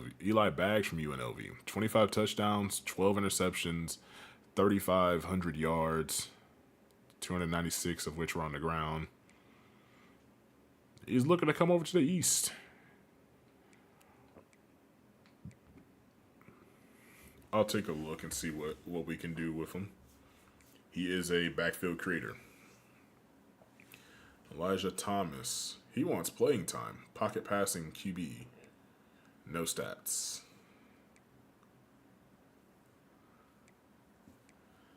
Looking to see a sophomore that's thrown the ball a little bit. Sophomore that has thrown the ball a little bit, and we'll take it from there.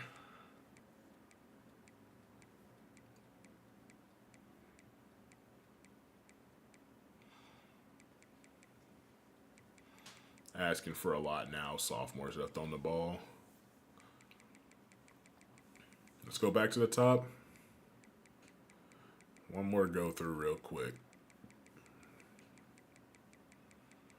What am I missing here? San Diego State did not throw the ball. Clemson didn't. Arkansas, nope. Mississippi State, nope. Bama, no. Southern Miss, nope. Oklahoma, nope. Tulsa, nope. A&M. Rutgers. UNLV is the only guy that's thrown the ball. Only guy that's thrown the ball a lot because Utah had it, and he threw an interception. Okay, let's go see what we have in Eli Baggs to potentially come over to us. He's a sophomore. He's going to be a junior. He'd be the second string quarterback. His thing is pro potential. And the first set of scouting points gives us 87 acceleration. With 86 throw on the run. 79 short, 74 medium. On time. 83 speed, 52 break sack. And for his final, before we're done, 92 throw power. He just needs to get those accuracies up, and he's perfectly fine. I'm willing to throw an offer and say that you be our starting quarterback next year. We let We let our freshmen sit for a couple seasons, develop, free of hits, and then take off.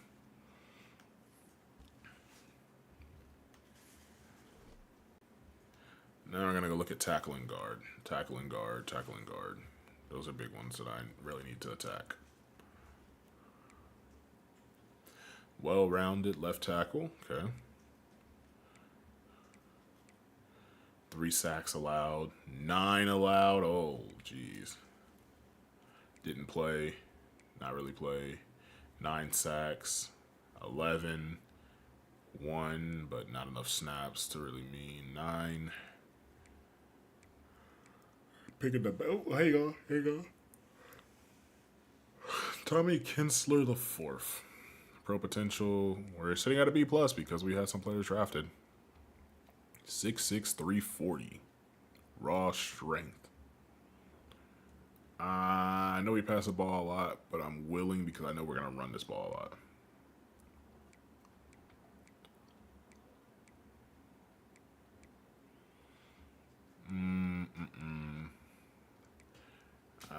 Tough on what I'm seeing here versus sacks allowed versus not. Hang on, that might not be too bad, but no, come on.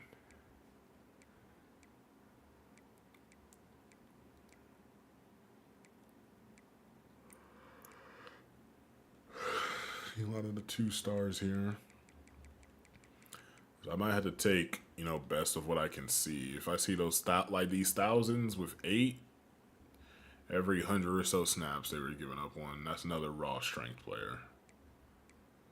Coming out of Louisiana, he's going to want to stay home.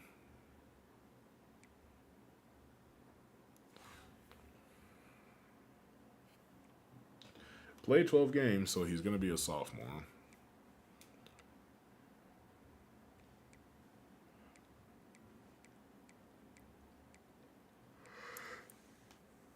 Just under every 100 snaps. We'll allow 1.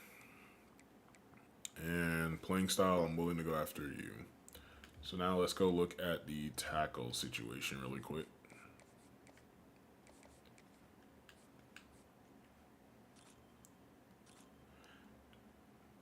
So he does get beat a little bit with finesse.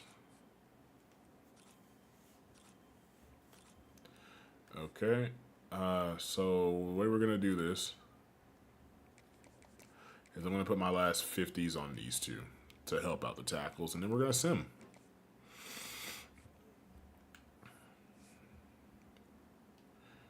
And as of right now, nothing really changed. We are still 1, 2, 3, 4, 5, 6, 7, 8, 9.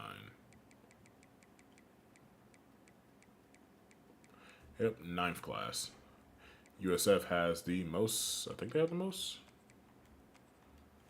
Nope, UTSA has 18, 15 of which are 2 stars.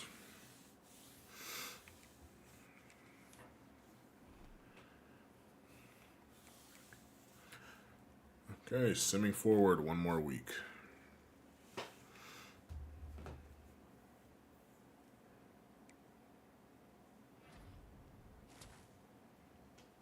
And Emmett Moses commits to UAB. We're first place for just about everybody that we have on our board right now, which is really good. As far as that is Calvin Garrison coming to visit this week. Hopefully we can continue to push. And it looks like we have jumped even further ahead of Pittsburgh.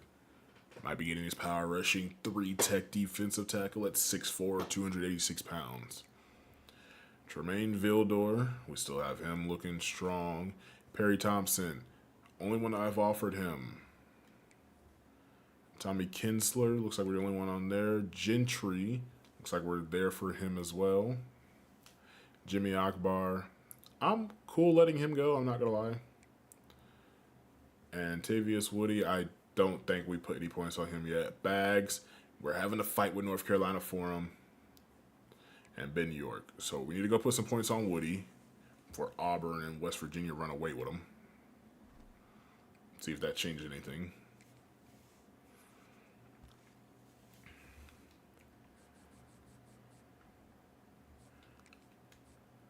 I wasn't able to really look at him And I don't need to see anything else. Hopefully we can jump into that one. Sydney Samar is still strong for us there. Going down our board. Oh yeah, we got Emmett Moses to commit. So I'm cool there. We'll get to those guys at the bottom in a second.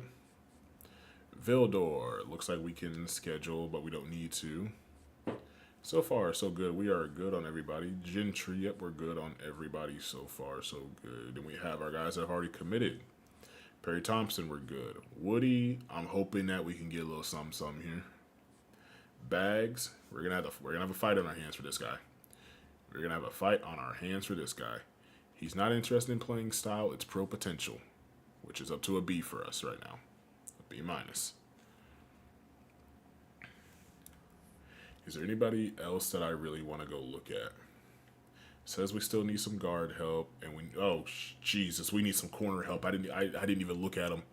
We need some corner help. I know the cornerback transfer class for us isn't the strongest, but we need something.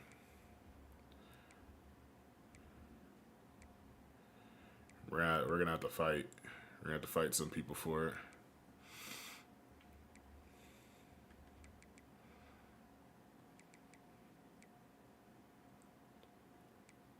Kevis Thomas, I'm going to shoot.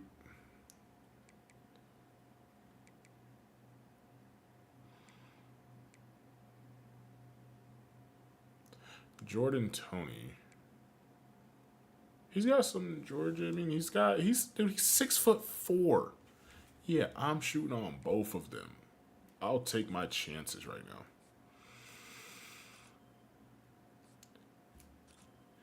Ooh. Excuse me. Excuse me. So the 85 speed does kind of scare. 77 zone. Okay, so we're going to have to do a mix here on when we want to play zone and man. Because right now I'm cool with having a 6'4" corner on the squad. I think I might have messed this up. Okay, so I need to get 20 more points. I need to go find some people that I'm okay with not giving all their points to right now. Okay, nobody's coming after Soto. So I'm going to take his points away. I'm going to go give this to Thomas. And then what I'm going to do is I'm going to go prospect list just in general. I'm going to drop down the corner here. Excuse me.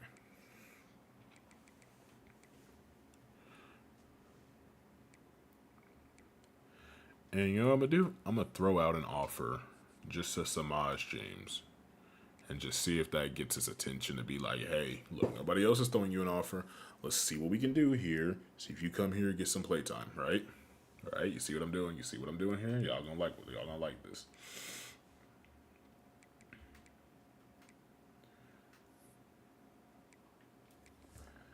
We're going to sim forward one more time. See if we have any other. Nope. Okay, Bags reaches top 5, but we're now second place. What happened? What changed? North Carolina barely got us right now. Woody, we're coming for that ass, Auburn. Garrison, looks like we're going to get him. Good. Tony and Thomas. Okay, looks like we jumped both of them. If we don't have these guys by going into week 4, then we're just gonna have to find somebody and just kind of hope. Okay, Bags, what's going on?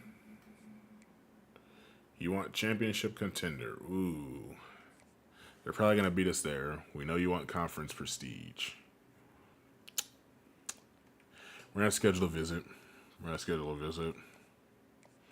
We know you want conference prestige, right? No, it's pro potential. Whoops, pro potential. I would have messed up. So you can meet them. And then Woody, what's going on here? Oh, bring him in for a visit. and put him on pro potential as well. Is that what he wants? No, he wants comfort prestige, but pro potential also works. Got 65 hours. Looks like Perry Thompson is more than willing to come here.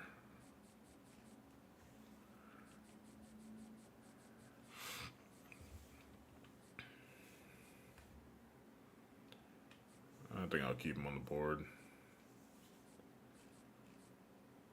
Smosh James. Yep, we're just edging out Georgia.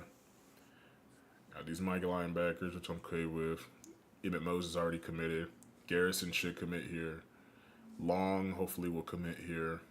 Gentry, listed as an athlete. Hopefully, some guards will commit. Hopefully, we can get both of these tackles.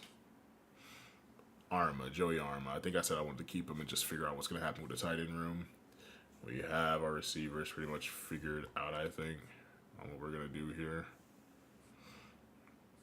No running backs in the QB.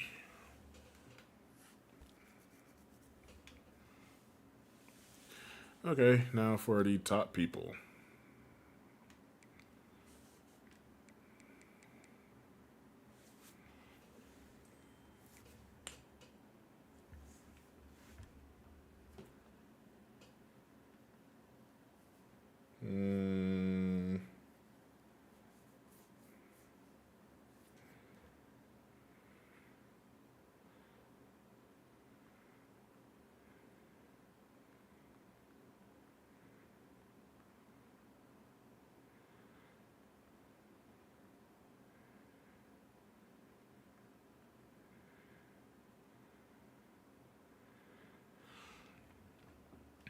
Okay,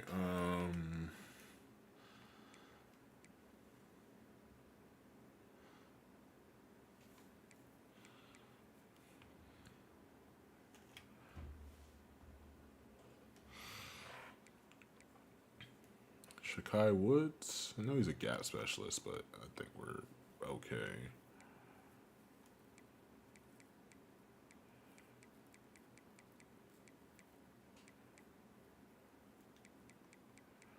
I might hit another edge and then still move our guy to the interior. 6'5", 252.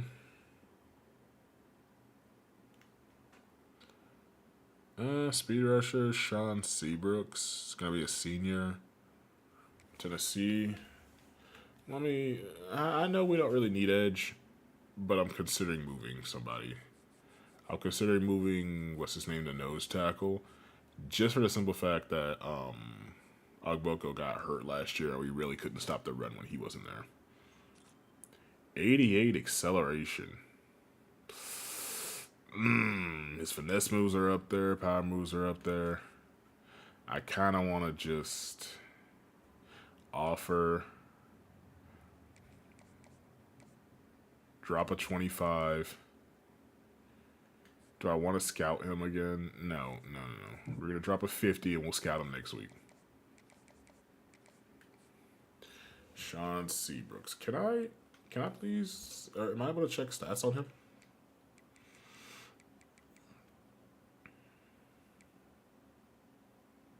Here we are. He's right here. I cannot check stats. Wait, that's because I'm in the wrong thing.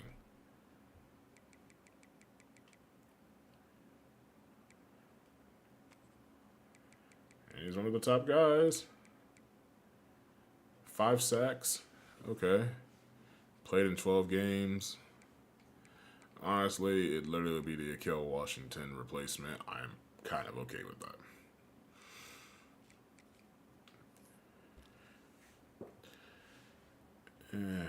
Cornerback. We need who's the top corner that we can still go grab? Did we just bring Javon Bali over here? No. I need someone who doesn't really have scholarship offers right now that looks like they can still ball.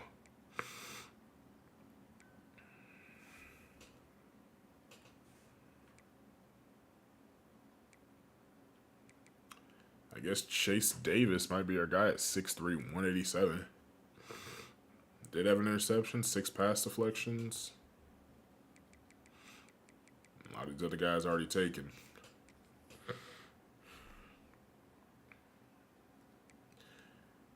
Going into the final week of recruiting. This is going to be a fun edit. Calvin Garrison has decided to become a Blazer. Let's go. Got a defensive tackle that I really wanted. Javier dies first. Right now, Woody second place. Auburn's edging us out again. Ugh. Might lose him on the guard position. James just dropped on us. Seabrooks just dropped on us. But we did jump first for both of them. So I'm okay with it. Let's go see what we can do about Octavius Woody.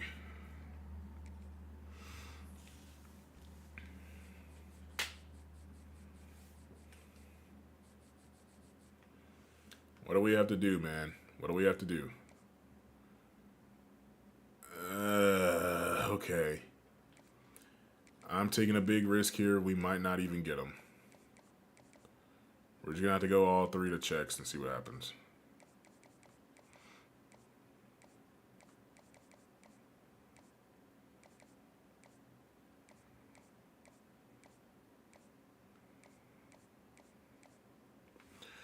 We got 2 out of 3 checks there. We're going to throw a 10, and we're going to hope that this beats Auburn. I wouldn't blame him if he went to Auburn. But I mean, we're gonna try.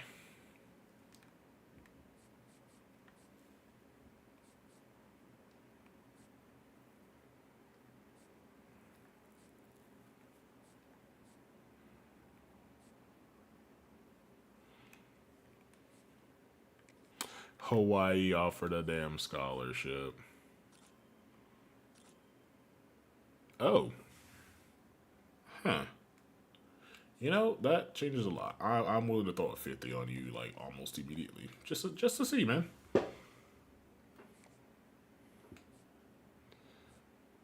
I'm almost willing to let him walk.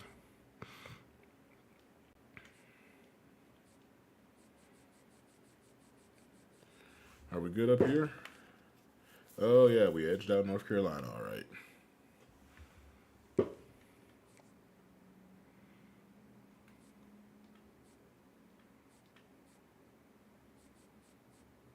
Thompson looks like he's gonna come here.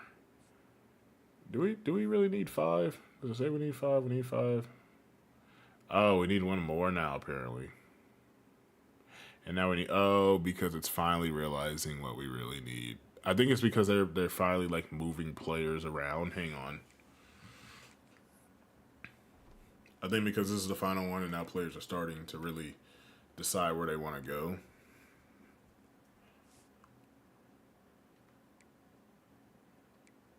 Yeah, now all those players left. Okay.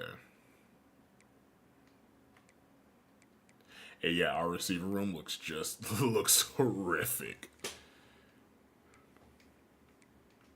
Offensive line looks hard. Everything looks so damn bad.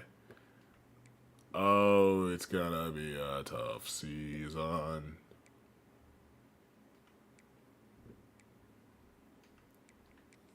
Okay. Yeah, I'm gonna let Jimmy Akbar go first. Before I do anything else, I'm gonna pull his scholarship. That's tough for me to say, and that's not something you would like to see happen, but doesn't fit what we're looking for. We'll have our safeties. Let me see if I can snag one more receiver really quick.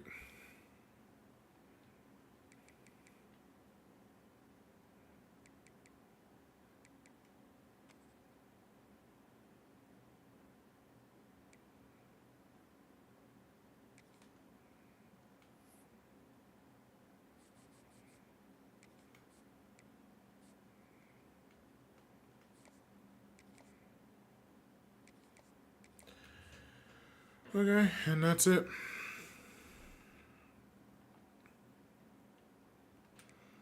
We're gonna sim and we're gonna see what happens.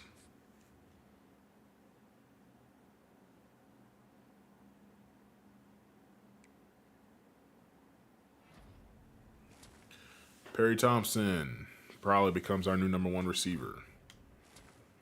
Shelton Peele comes in at Mike. Devontae Soto comes in at Mike. Tremaine Vildor, free safety. Sidney Kumar, offensive guard. Javier Day, receiver. Keenan Locke, another receiver from California. Anton Long, edge rusher from Georgia. Joey Arma, listed as a tight end but is an athlete. Tommy Kinsler, the fourth. Okay, so we got ourselves an offensive tackle. Samaj James, the corner. Eli Baggs, it's coming here. Ben York, we got another offensive tackle. Kevis Thomas. Jordan Toney, that's a big body corner. Matt Gentry. Sean Seabrooks, we got another edge rusher. Chase Davis, I think that is also another big body corner. Lorraine McCoy. So we did not get everybody. I know there is a player that we didn't get, and I saw him at the bottom. We did not get Woody. I think he went to Auburn. That is so tough. I think he went to Auburn. He committed to Auburn. How close were we? We'll never know. That's tough. National Signing Day. Before we do that, top classes. Just need to get this on the board. Georgia starts it off. Top 25 ends with Duke. Are we in the top 100? We made it to 43. Okay, that's with the transfers.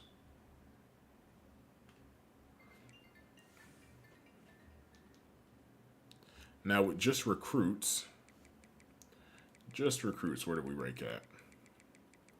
30 with just recruits. How about transfers? Where does that put us? Ooh, 41. Okay. I can live with that, honestly. Let's go look at our board. Let's see what we got here. Starting it off, Calvin Garrison is normal dev. That is a horrible way to start off. Shelton Peele is star dev. Okay. Soto is normal. Vildor is star dev. Kumar is impact. Ade is normal. Keenan Locke, normal. Gentry is normal. Anton Long, impact. Joey Arma is normal. LaMarcus Vick, normal. We already know Manny Gage is star. Impact for Finley, normal for Grubb. Scroggins is normal. Rodriguez is impact. Moses is impact. Rousseau is normal. Perry Thompson is star. Woody was impact, but he's going to Auburn, so not us. Baggs is normal, so we'll see how his development goes and just to determine what we're going to do next year. Kinsler is impact. York is impact. Thomas is impact. Toney is normal. James is normal. Seabrooks is normal. Davis is normal.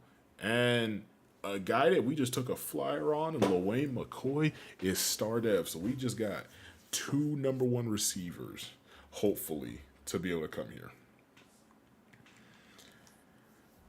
Well, that definitely changes things. Positional changes. Let's go see. Let's start it off with these athletes. That's what I want to start off with. Let's go start off with these athletes. Let's see where they come in. Now, let's start off with Gentry. Oh, so he's better as a rushing D tackle. Way better than, okay. Because he's 6', 299, we're going to go ahead and just throw him at D tackle. We'll just see where we'll go change that in a second. I'm cool with Soto being a Mike. I think Peele goes to Will.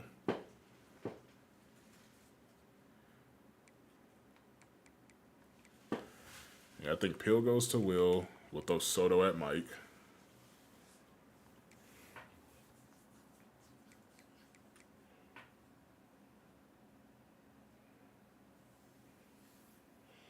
Actually, hang on. He might be better at Will. Let me see where Soto ranks. We'll go check Soto in a second. Joey Arma is better as a linebacker than a tight end at 64. Oh, dang. And I don't want to just put him at fullback. He's got some decent speed, though. 69 block shed. Okay, I'm gonna have to do it like this. I'm gonna have to go see what the rest of his skill set is. But I need to go to Mike. No, I need to go to Will. I need to see who's better, Soto or Peel. Who would make a better? Peel, would you make a better Mike?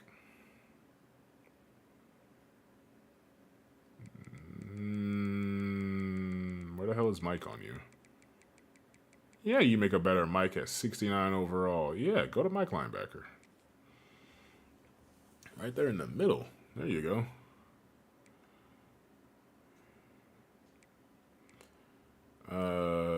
And I moved to, is it Gentry down here? Does he... He has 81 finesse moves. He has 81 finesse moves. I want that to sink in. 81 damn finesse moves. Yeah. He can stay at D tackle. I hold on. I might move him to edge rusher. No, hold on. I know he's a bigger body, but the 81 finesse moves might help him a little bit more. Because I can still move him inside if I really want to. Okay, so the question is to the left or the right? Right's over there, left's over there. Let's go right. Might sit for a year, but let's go right edge.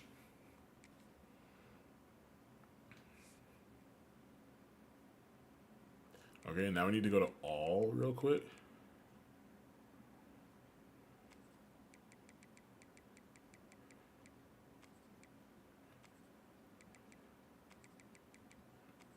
He should be right here. Yep. Okay.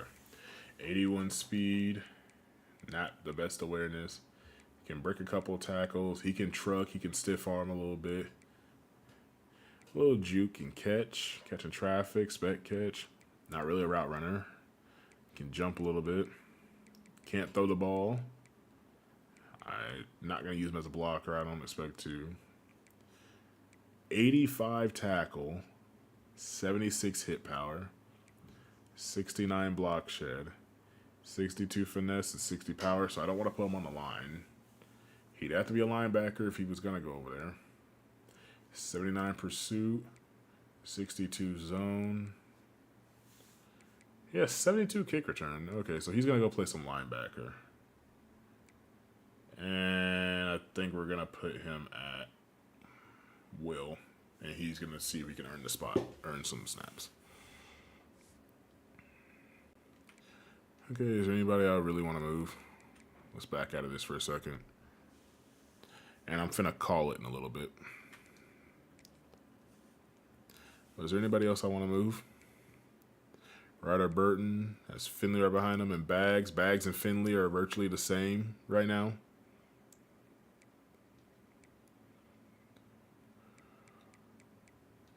Running back wise, we're fine. Receiver, we just reloaded and revamped the heck out of this.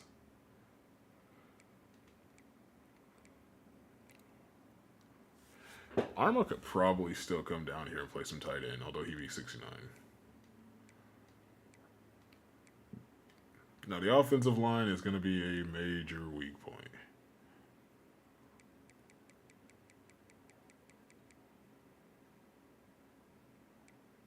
And you're going to go to left tackle because you are the better blocker.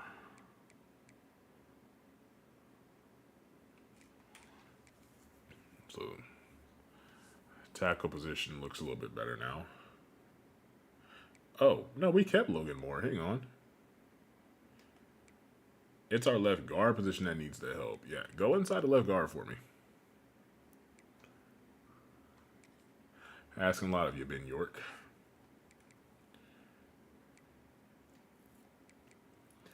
Left edge. Because we have Ontavious Elder, who's a big body. And then we have...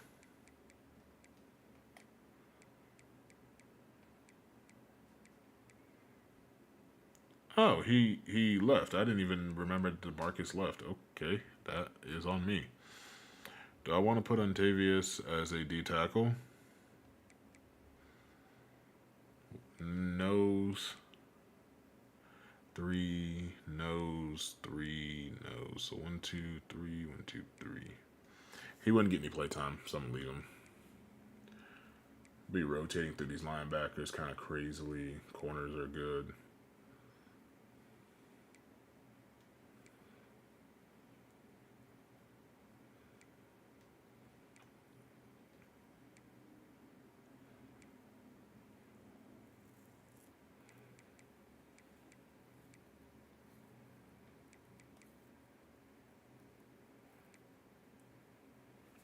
I'm okay with this. Let's go check out and see what we are rocking with when it comes to the upgrades of some of these players. We leveled up again, apparently. So now we should have 20 coins. Right? Davis upgraded himself to Impact. Okay. Got 20 coins. Training results are as follows. And before it opens up, let's go by position. Ryder Burton goes to a 78. Bags goes to a 75, so he's right on his tail. Josh Tatum moves up to a 72. He went up 9. Okay. And he got some throw power on him. You know, with the way this is looking, we low-key could have a 3 QB race right now for who's going to be your starting QB. That'll probably be the next episode, is who's going to be our starter. We have a 3-way race, kinda, sorta, for QB right now. Running back wise, looks like this is Nate Rogers. Oh, hold on, Casillas is right up there with him. But right now, it's still Nate Rogers' thing to lose.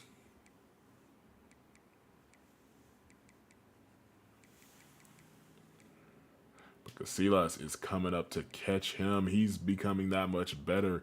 He is a former 4-star running back coming out of California, so expect nothing less of him. Perry Thompson went up to 86. LaWayne McCoy went up to an 86. Both these receivers have 360 and a sidestep.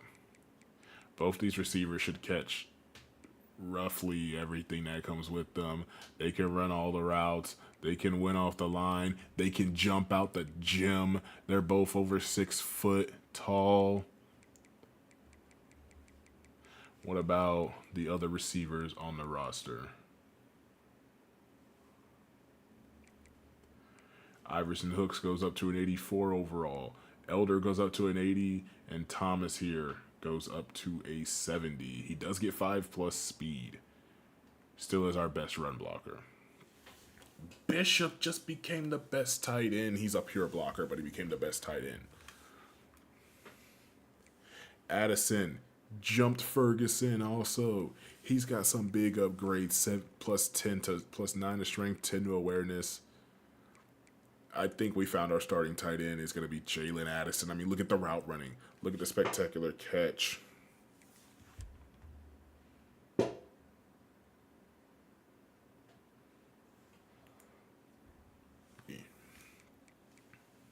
Look at the release at 85. Oh, I'm willing to leave him on the field all the time. Not expecting a whole lot from the run blocking, but he's got 76 run blocking. Now, I know his power finesse probably could use a lot, so if we go 2 tight end steps, I'm cool leaving Bishop out there. But wow, okay. I feel like there's a lot we can do right now, especially if he's able to stay another year. After this, the development's going to go stupid. Okay, Moore goes up to an 80. York goes up to an 80. Are they both 80s now? Nope, 78, my bad. Goes up to an 80. 75, 76, 78 for Kinsler. Okay. Over on the defensive side, left side could use a little more help. Do we have a definitive pass rusher over here? I don't think we do, but I think Chris Burge will definitely be the guy who's playing the most when it comes to first and second down. As for over here, Odinjor and Seabrooks are good. Both can finesse it away. Like, yeah, these are going to be our 2 rushers. Perfectly fine with that. Even Stephen Drake now has 77 finesse move and 67 power. Oh, these guys are going to be just fine. This defensive line, I think they need one more well, we're going to lose 2 seniors, but Stephen Drake needs one more season of development. Agboko goes up to an 86 overall. Dylan Kidd 70. Abreu goes up to a 70. Irving goes up to a 67. 90 on the finesse move. Everybody's above 83 strength now. Block shedding, I actually feel a little more confident in our run game up front a little bit more. We're going good on finesse moves. Abreu, it can actually rush the passer. I like this so much. He can rush the passer a little more. George Sims got a little bit of rush ability. Dylan Kidd got a little bit better. But 20 finesse moves to Mike Irving. 20 points to finesse. Tackling looks good. Pursuit. Okay.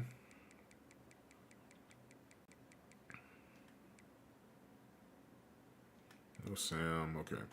Lester Hops only went up 1 overall, but he didn't gain any speed. Oh, I was really hoping he was going to get a speed boost.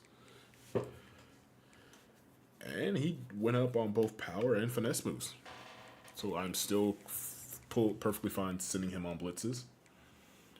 McNicholas goes up to a 79 overall. Doesn't gain any speed, but Baraka Lomax gains some speed. Uh-oh. Check it out. And he's already got 81 block shedding. He's looking to become the starter. He's looking for a shot. And he can rush the passer a little bit. Okay. Thomas goes up to a 78. James goes up to a 75. Tony goes up to a 74. Now, not really the best for man, but most definitely can run zone. I think Tony, even though with the lower speed, is going to have to be that number 2 corner. James does have the speed to do everything, but his coverage could definitely use a lot of work. Took a flyer on him. Probably not the best decision. Chase Davis has 80 zoned coverage with layout and house call. Everybody's having house call. Oh, James most definitely can play in the slot when I want to send a blitz. He's got quick jump. Might be the guy that goes and gets it for me.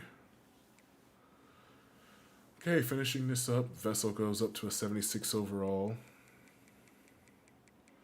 78 zone. Johnny Neely gets up to 80 speed with 60 overall. Provo gets 2 speed. He's now fast, just as fast as Kenny Pete. And could do better on his coverage, better at play rec. He's better in zone. Who is this with the +7? Willie Thomas. And he got +1 to his speed. He's not as slow as he was last year. We did gain some kick accuracy on Wyatt Martin, and we did gain some speed and kick power on our punter.